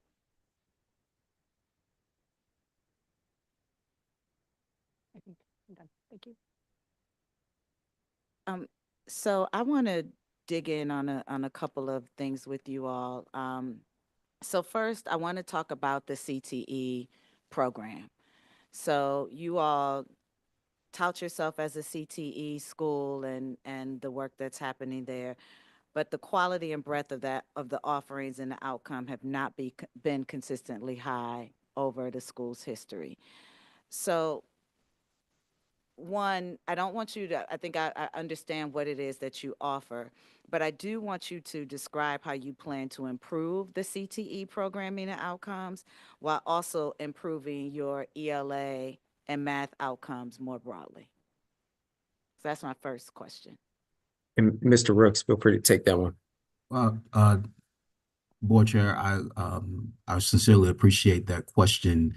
I think one of the things that is imperative is to recognize the importance of the partnership that we do have and will be establishing with these conditions to provide us with some very critical guardrails, because even though we do have our own metrics that we are measuring our performance in terms of work-based learning, concentrator completion, graduations, rates from as concentrators, as well as our industry recognized credentials. We want to make sure that we are in alignment with our goals, as well as the goals that the Public Charter School Board will be supporting us with in our upcoming strategic plan, which is incredible to ensure that we are on the same page and we will be able to receive feedback in terms of the ideas that we have as a school to connect our goals from CTE with our goals academically as we're moving forward as a school. The one thing I would add is that we've had a serious focus on curriculum in across the school, but speaking specifically about CTE, where we've taken a very, very close look at the actual program, the computer science program, the child development program, the carpentry program, and made sure, and we are making sure that those programs and those curriculums are vertically aligned and that they are aligned with industry recognized credentials that students can earn, that we are effectively preparing them to earn, that will actually make a difference to them when they graduate and go out and seek job opportunities. So that curriculum alignment piece has been critical for us. And then, of course, a curriculum is nothing without a good teacher, an effective teacher. So we've also invested heavily in the training and hiring. You saw Aaron Fitzgerald earlier made a comment. So that's an example of a new carpentry teacher that we brought in. And so working with those teachers to ensure that we have effective curriculum and that they're constantly getting better. And again, that our curriculum and our instruction directly aligns with these industry credentials that we think are really important markers and opportunities for our students once they leave high school. And how are you doing that with also improving the ELA and math outcomes, right? Because this is the other thing. If everything's an emergency, then nothing's an emergency.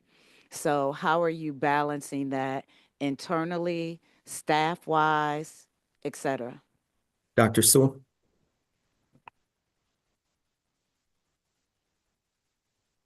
You're on mute. After all these years, you're on mute. Can you, okay. Good afternoon, Chairman. Good evening, Chairman Wright and PCSB Board. Thank you for this opportunity. We've been very intentional about looking at student data, looking at data with our staff, looking at our assessment data, unpacking standards in ELA, unpacking standards in math, so that when we're looking at these standards, it's teachers are understanding what students should be able to know and show to demonstrate mastery with math at ELA. We've been very intentional about teaching the skills that students need to be necessary to perform and master these standards. We have our literacy program in all of our contents where students are reading grade level texts. They're writing about the text. They're having academic discourse that translate over into our CTE programs, as you heard Ms. Niven saying, how our students are doing public speaking in freshman seminar.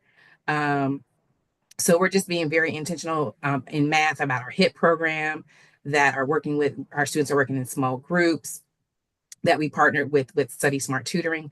And it's all about for us looking at the data and letting the data guide our instruction to make sure that we're meeting the needs of all of our students and it's translating in all of our classes and all of our courses and our content. Okay. Couple more. We talked a bit about your graduation rates. You've been identified. Obviously, we've highlighted this as a concern. IC has highlighted this as a concern. We talked a lot about moving from it just being technical. Now you've got the forms and you can track the students and therefore you're improving. What are you doing to actually improve the graduation outcomes so that you don't just have 3 or 4 alumni come in and saying that they've graduated and they're done, but that is your norm? How are you doing that? Talk to us about how you're thinking about improving that aside from the technical of filling out a form. Do you want to take that, Dr. Rahman? Do you want me to take it? Yes, yes, please. Okay. So some things that we've done to begin improving our graduation rate is definitely putting a stronger system in place for tracking tracking our ACGR. When students withdraw from the school and enroll into another school, we know where that student is, so that we can make sure that we have the proper documentation to make sure that student is not on our cohort. We've been very intentional about conducting comprehensive transcript audits where we are looking at student transcripts, making sure that they're enrolled in the right classes and courses that they need for graduation. If that student is behind on credits, we've made sure that we have a robust credit recovery program where we have teachers that are supporting those students in credit recovery. We're actually sharing graduation data with students. We want students to know where they are, having those data conversations and that ownership of data. Like we share with the students, this is the graduation rate of the school. And this is what we want to move our graduation rate. So as teachers, this is what we're going to do as our staff. We're going to look at our data. We're going to do gradebook audits. We're going to identify those students that are at risk. We're going to put in those interventions to support those students. We're going to have our student ownership of data conversations where students are actually doing their own transcript audit on top of us auditing their transcript, where they're going through and they're saying, this is the goal. Am I on track for graduation? Am I off track? If I'm off track, what do I need to do to improve? As well as our teachers are supporting those students. We're having conversations with parents. We have to share this data with parents as well. We can't keep this to ourselves. We have to get that parent buy-in to let them know, hey, this is our data. This is where we're going. This is what we're doing. And we need your help and your support to help us to meet these graduation goals. We have to let students know that it's much bigger than Ward 7. There's much more to the world than Ward 7. And so having those conversations with them, putting those systems in place, we're constantly tracking the data. We're looking at our course performance data. We're identifying those students that need additional support and we're moving the needle and we're getting our kids to understand the importance of graduation and the importance of what's the next step beyond IDEA Public Charter School. What's the next step outside of Ward 7 and 8 in the District of Columbia, and getting them to buy in, and they see how we're buying into them, it motivates them, it makes them want to be successful. And so those are the things and those are the systems that we have put in place to ensure that we're increasing our graduation rate.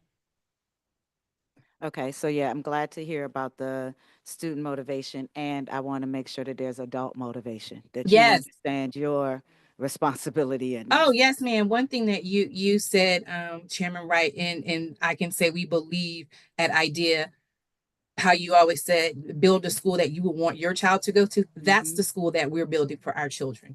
Everyone on here, we all have children. And if the school is not good enough for our children, it's not good enough for the children that we serve. So we are very, very devoted. We are, our staff, and to committed to the best school that we will want our own children to attend. Good, good. Okay. So now I want to talk a little bit to the board. Nanaki. Is that how you say it, Chabunda? Nanaki, am I saying it correct? I feel like I'm not. And you're not, it's cool. And Nake, we've got plenty of time for you to learn. Inake, Inake. And Dr. Yes, ma'am. Snowden. So we talked about this before as well, because I want to make sure people know this has been, as you said, an ongoing conversation between IDEA and the Public Charter School Board. There was a time, over the 25 years, we've only been around 29, you've been around 25 of them. You've had your kind of fits and starts, and you've had a successful, even most recently, your successful turnaround, and then it declined, but then you also had the pandemic help. What I want to know is how you're thinking about supporting the school to sustain these measures, because what I continue to hear too is that it's kind of like whoever's in that seat, meaning Brian's seat, the CEO seat, and that is a key seat, don't get me wrong, right? Like the school leadership is key, but the one thing that has been constant for this LEA is the board, right? And many members of the board. And so how are you thinking about sustaining it? Because before you answer, I want to note for the public, this is, if I'm not mistaken, the first time that we've had a condition around, is this our first? Around board governance. And part of that reason is because this has been the one constant. And when we talked, there were not the systems and structures in place that needed to be there in order to ensure oversight of a LEA. So how are you going into this review, 25? Because as you know, when it comes up to 30, there is no discretion. There are no conditions. You either fully meet or you don't.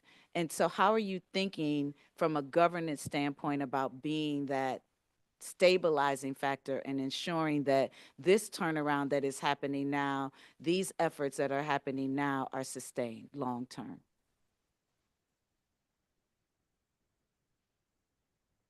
Well,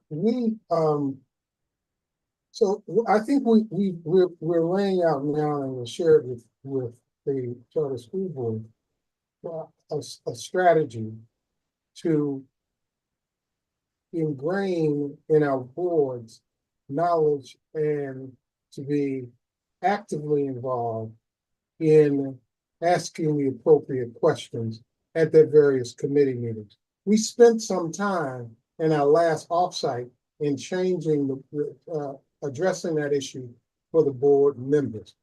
Don't just come and sit in the chair. You have a responsibility around fiduciary. You have to be generative. So we are now intentionally working with the board to get the same kind of proaction that you have on your charter school board. We are trying to mirror what you're doing.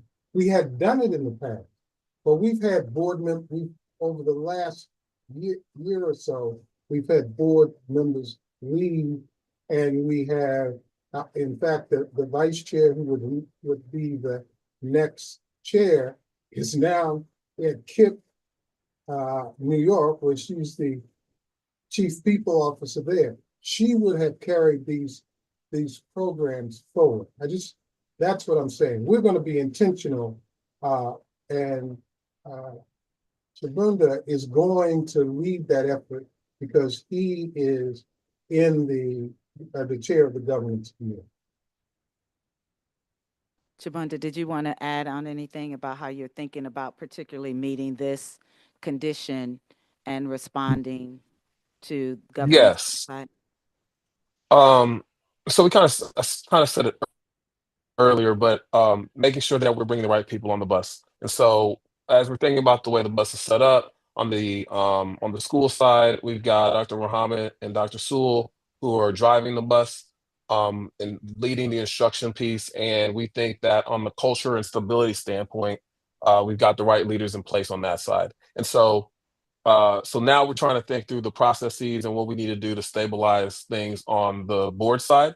And as it reflects, or as it, with respect to governance, making sure that we're bringing the right people on that side of the bus. And so, like I said, we did a thorough review of the expertise that we had within the board, and we know that we need more folks on the academic side to be able to work with the school or work with the staff to think through the data, pour through the data, and be able to give at the board meetings the appropriate report outs, so that way the entire board can have the appropriate review from that side. Then I think the other piece is in educating and bringing awareness to so that the entire board is trained on what appropriate governance looks like academically.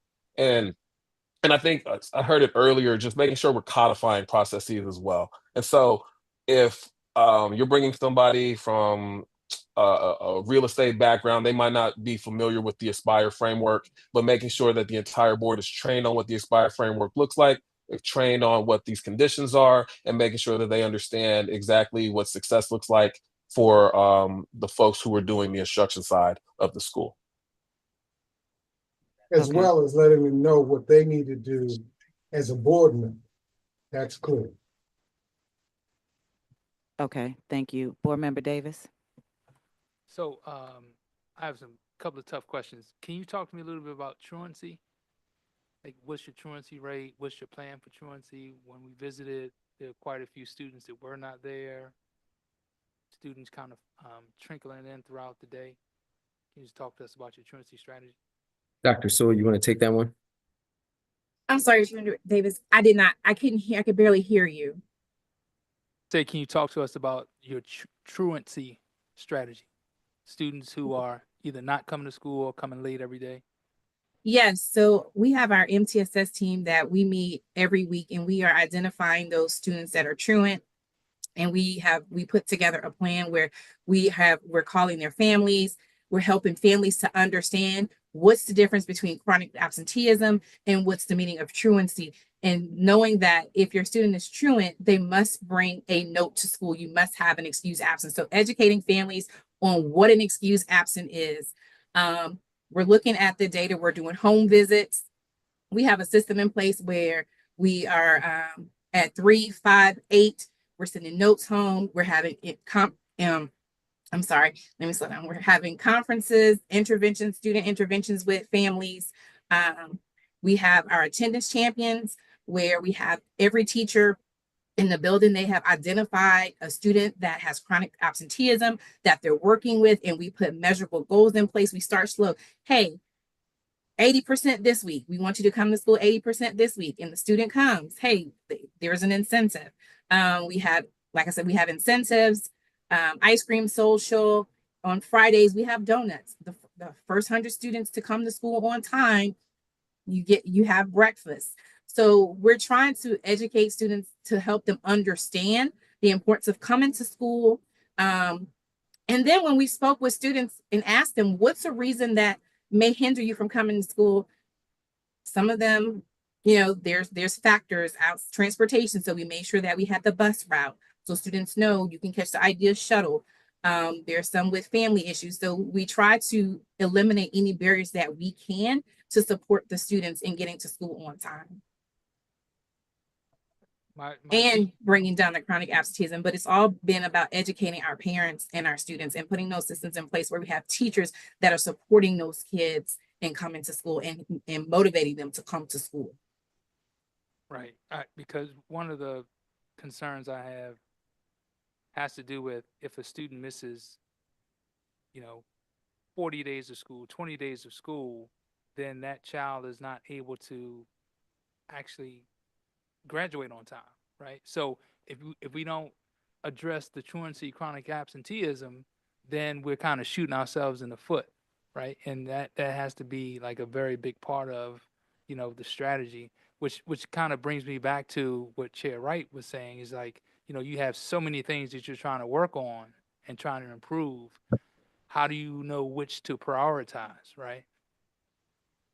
More of a comment than a question, but I know. Treasurer Stanley Beatty. Thank you, Chair Wright. I have a few questions for you as it relates to your finances, but I want to start, quite frankly, just by being brutally honest with you. I am struggling with my logic as it relates to how I settle on IDEA. I understand the importance and the value of the CTE programming. As you know, I was a part of the site visit and we came out and saw you all. And I saw the good work that you're doing, and I appreciate it as it relates to the CTE.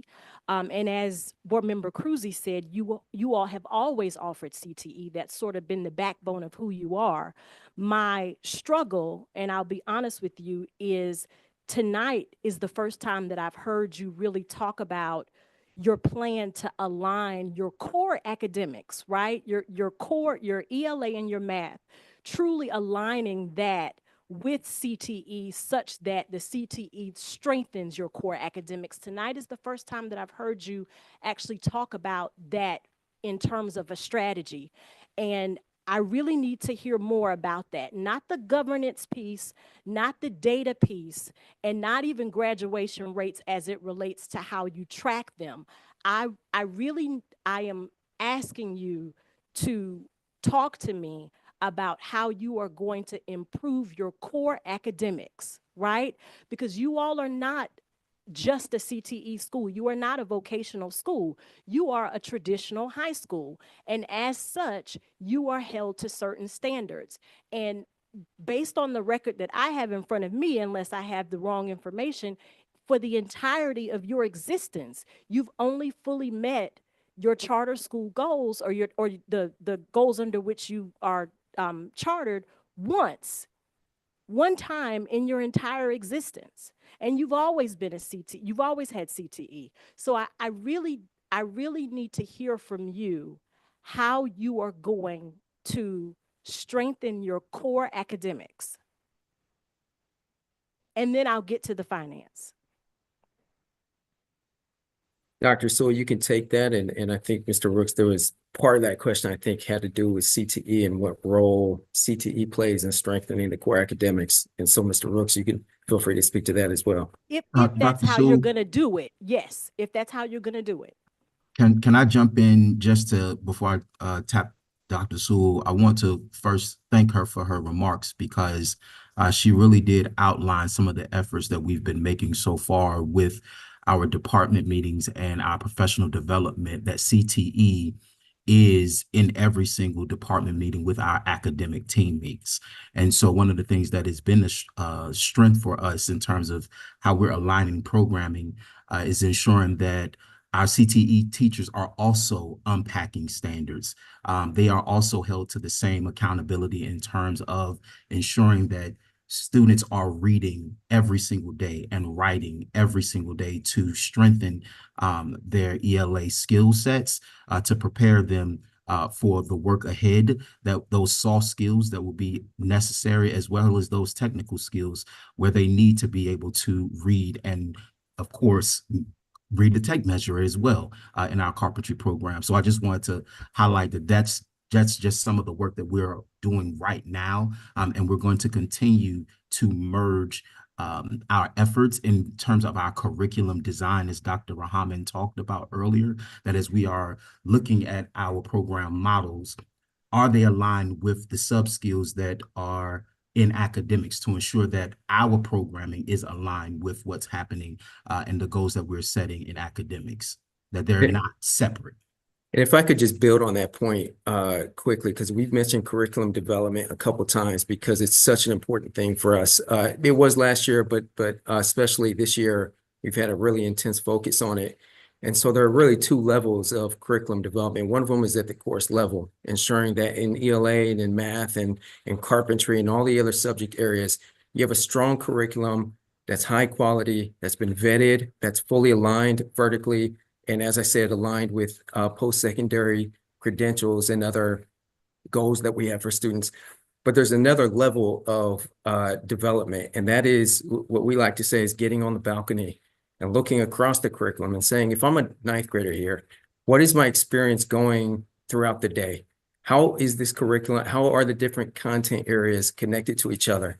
What are the big goals that we're trying to accomplish with students? And Mr. Rooks named a couple of them, helping our students to be able to become better readers and writers.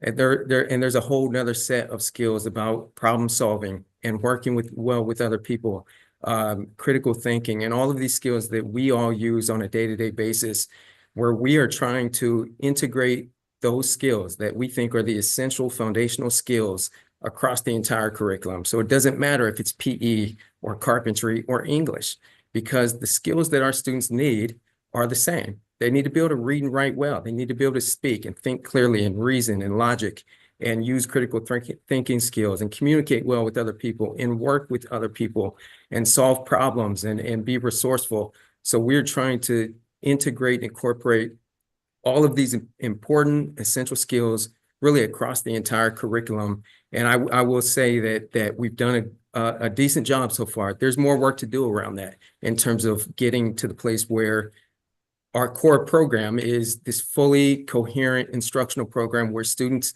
regardless of what class they're in, they're getting practice in these essential skills. So that's sort of a two-layered approach of curriculum development. Thank you.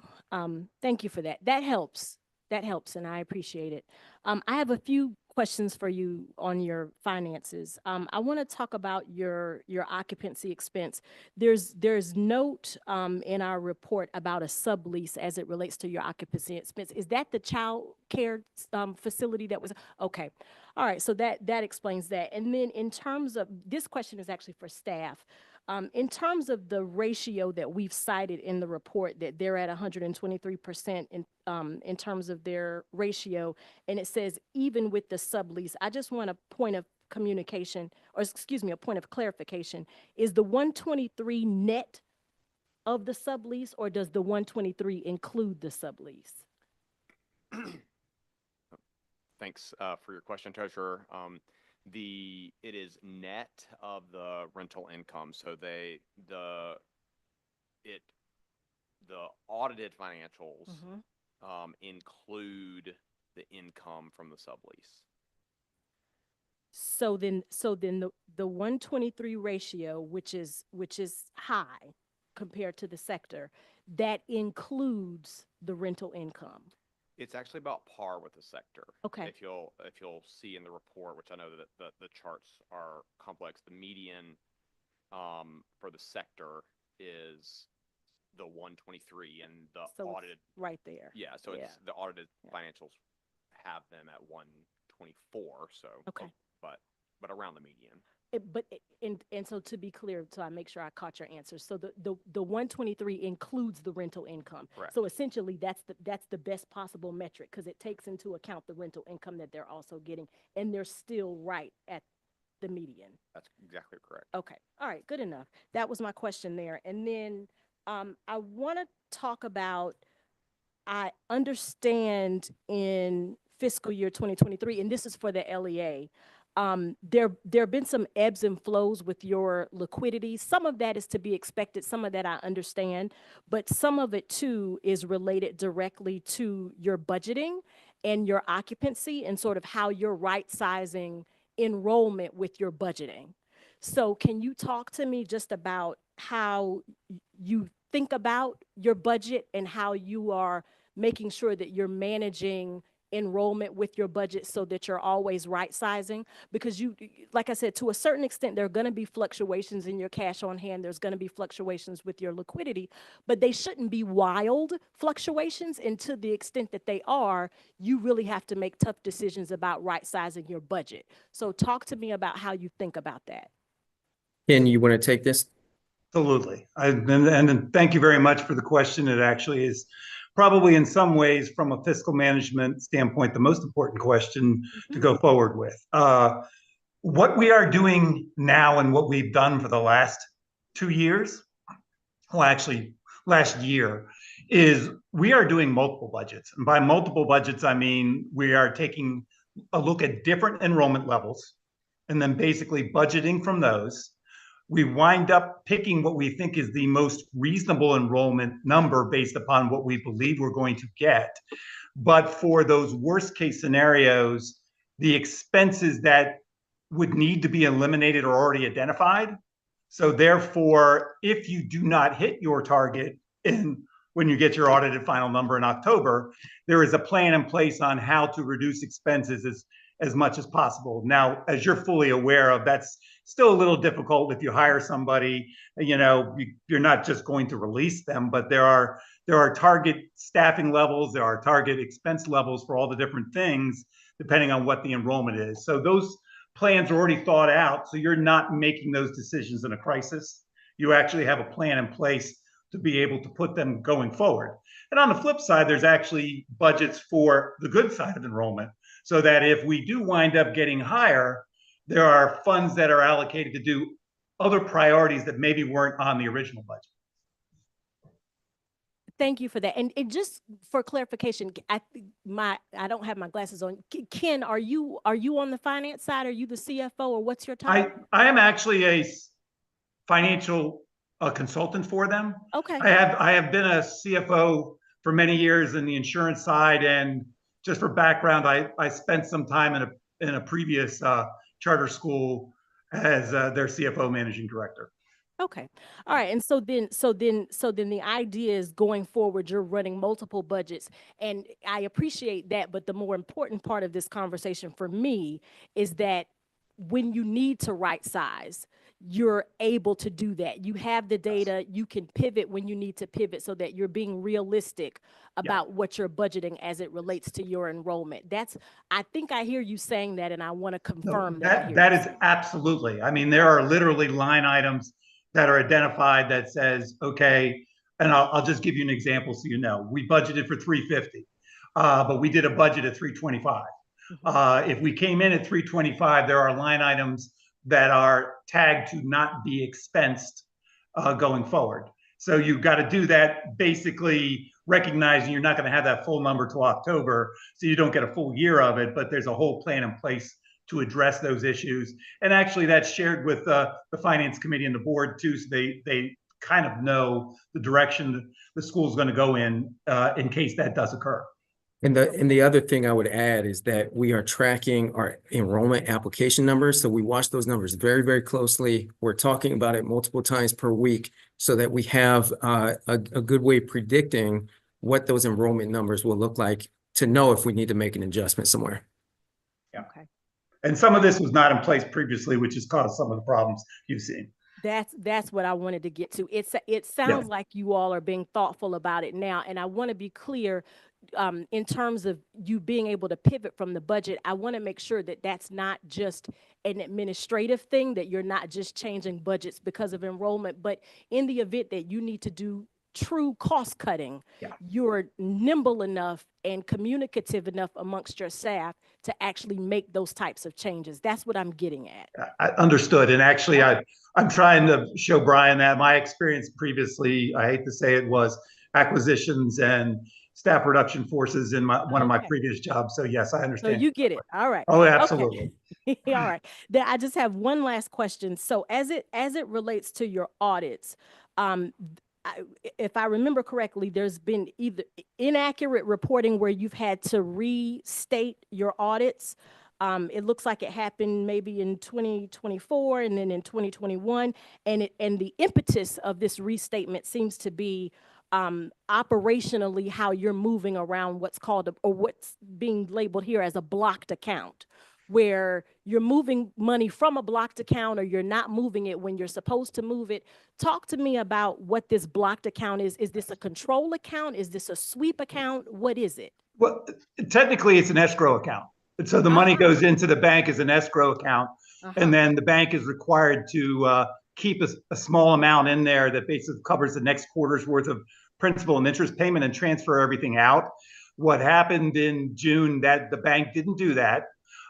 Basically, once everything was done, we wound up issuing a audit report that wasn't clear on some of that. Therefore, we had to work with, and I want to say thank you very much to your finance group on the charter board. They were very good to work with. We wound up having to reissue a footnote to clarify that for them so that our days in cash in hand and everything else was calculated correctly. It will never happen again based upon the procedures we put in place. It shouldn't happen previously. Okay. And so and when you say it's an escrow account, so it's essentially it's a traditional operating account that the bank controls, or do you control it? It's an escrow account, as in the bank controls the money in it, and therefore it technically could get defined as restricted. Yes. But it is not actually a fully restricted account based upon what's in there. The money the bank should have transferred to our operating account and did not do it. So is the bank debiting what you're calling an escrow account? Is the bank debiting that account for your monthly debt service? Well, yes. Actually, they're the monthly debt service, and their interest payments are coming right out of that escrow account. And then they're basically requiring a 1/4 balance be kept in there at all times. But what they're also doing is they're enforcing when you pay us for our per pupil amount, it goes into that escrow account.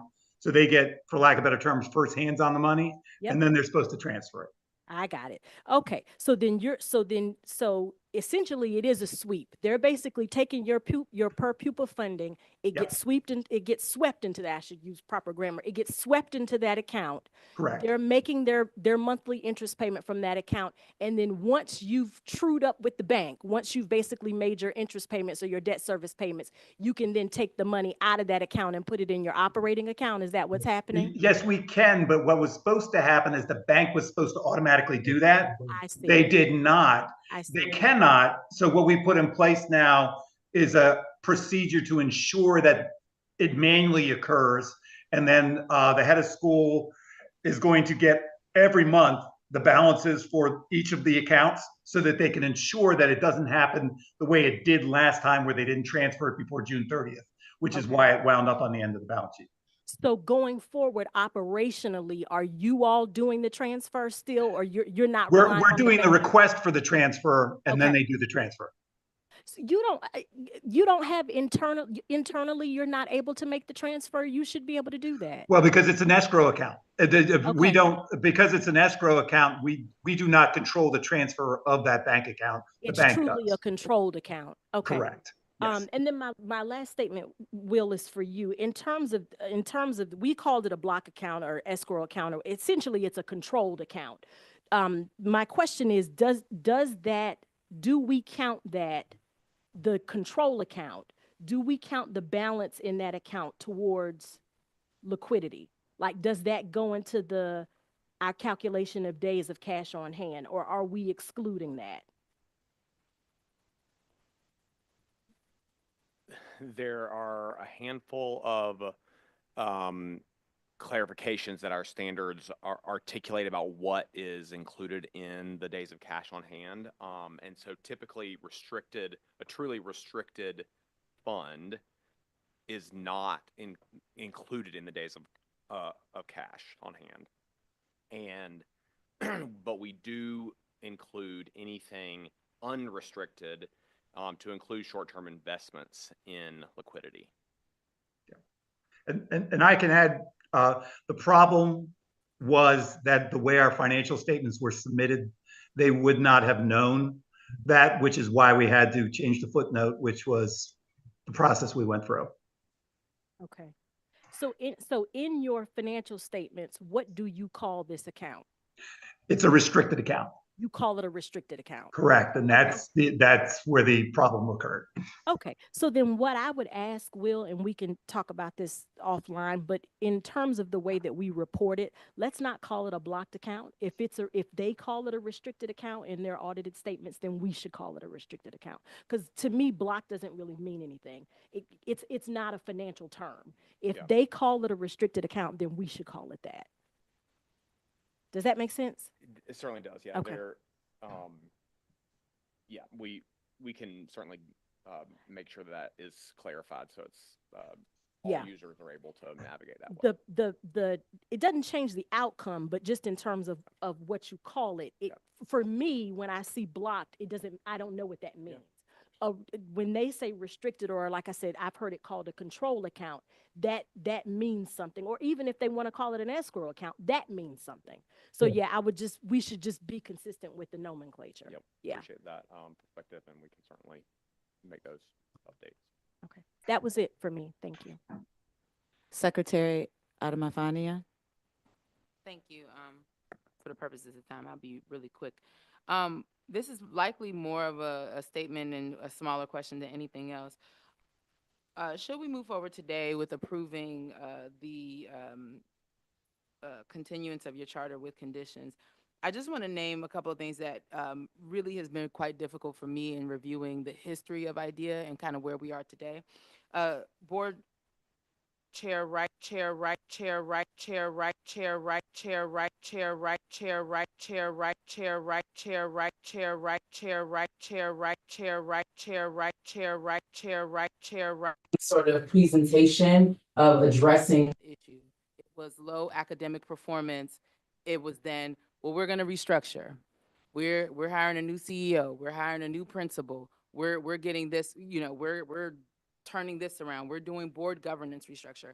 It was consistent. And what always pulled IDEA out, definitely one, just systems and structures and policies, et cetera, that existed. But it was always noted, one, how quickly when these things came about, how quickly IDEA was able to turn things around and get academic growth, or the fact that there were just bright spots with respect to how students performed or what students were able to go on. And so we've talked a lot about governance and performance, et cetera, tonight.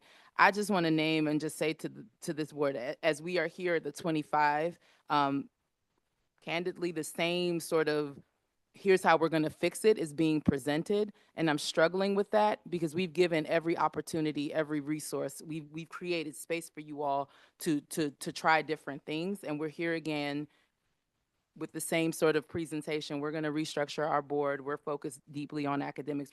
So I just want to name for you all that should this move forward, this is yet again just another opportunity for you all to try it. But it isn't lost on me that for 25 years and every 5 years, this is what we've come back to say.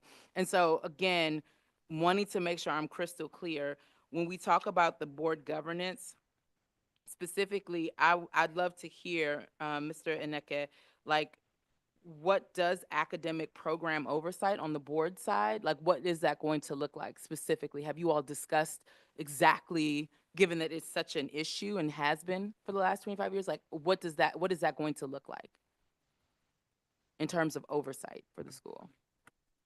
Yes, thank you for the question. I think it starts with just our processes. And so bringing in more academic expertise on the board in the form of board seats, having our academic committee working with the school leadership to talk through and pour through the data and seeing what programs are put in place to create that culture of excellence, and trying to determine if the instruction that's been put in place, if that's not effective, where are ways that we can improve instruction on that side and come up with ideas and brainstorm. Bringing that same continue to educate the full board about the Aspire framework, as well as what data looks like on the academic side and what questions to ask the instructional team about what's taking place, and then making sure that we make academics not make it important because it's always important, but making sure that we're having those discussions on a regular basis, including a deep dive annually into the academics and making that a part of our core board function. Okay, thank you. Again, I know that a number of folks, with the exception, I think, of Dr. Snowden, are new, and I get it. In the same way that we're having conversations with you about the total history of the school, the 25 years, we as a board, I can speak for myself. I know that I am too responsible for the whole 29-year history as folks are examining us. And so that, that's what we signed up for. And I just, again, want to encourage you all, like, if this should move forward, please, let's figure out how to sustain positive movement in You have our commitment. I'm good. So I think as you've heard from board members, there are concerns about the history and the tenure of IDEA performance. We want to note for this current administration, we see your efforts, we see what it is yielding, we expect it to sustain. And it is also a difficult situation to sit with a 25-year school and have 6 conditions for continuance. That's difficult. That is a difficult thing for this board to do. So please know and understand that we will be holding you accountable. We will be watching this, and it's not a conversation. The conditions are clear. What we expect to see from that is clear. And then when you come up for 30, we can't be in a situation where give us one more chance, give us one more chance, right? Children are in your building every single day. And as you said, Principal Sewell, if it's not good enough for yours, it's not good enough for others. You've been doing this since 1998. It's time to sustain it, okay? So with that, colleagues, I'll entertain a motion. Chair Wright, I actually would like to read a statement if it's okay with you. Okay. I will be voting no on the continuance of the charter for Ideal Public Charter School tonight for logic that I'd like to articulate. IDEA has been in existence for 25 years and has only outright met the terms of its 5-year review to continue its charter once in its entire history. And I want to correct, I wasn't quite eloquent when I said this before. It's not that you've never met your charter school goals, it's that you failed to meet the terms of your 5-year review. You've only done it once in your entire history, including this year, the years that we're evaluating currently as a part of this review. As this city's sole charter school authorizer, we must hold schools accountable for their outcomes, and the accountability needs to be commensurate. It is clear that there's a demand for IDEA CTE programming, and that programming can be of value to students. However, demand and potential value of a particular school offering does not exempt any LEA from providing a quality education to its students, as demonstrated by fully meeting the terms of its charter, particularly after educating students in our sector, in our city for 25 years. As this city's sole authorizer, we are charged with opening, closing, and evaluating schools, and we must hold this charge steadfast and be unapologetic in our approach, accepting only quality outcomes for students and our sector. Chair Wright reminds us all the time, and she said it several times tonight, that our sector has only been around for 30 years. And I think about that often when we're discussing LEAs, their tenure and their outcomes, particularly given that we've had 2 long tenured schools come before us tonight. And I said it when I started with you about my questions, and I'll say it again. I am struggling, and quite frankly, I can't reconcile how a 20-year history of continuing to fail a high-stakes review equates to a quality seat in our system. I can't reconcile it, and I'm not there. I wouldn't accept that performance from my own child's school, and I don't think it's acceptable for any of the children in our city. The level of autonomy charter schools receive is provided in exchange for true accountability. I believe our accountability is lax if we apply our own framework, measure an LEA, review years of undesirable outcomes, and then continue a charter hoping that the outcomes will change.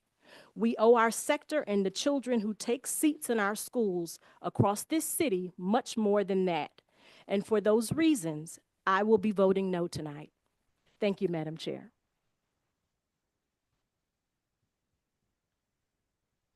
I'd like to now entertain a motion.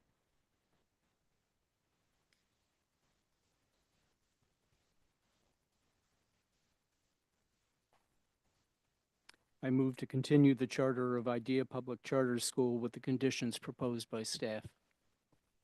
Is there a second? Second. Secretary Adamafania, can you call roll, please? Chair Wright, Aye. Vice Chair Sandman, Aye. Treasurer Stanley Beatty, No. Board Member Crucy, Board Member Davis, Aye. Chair, I'm an aye as well.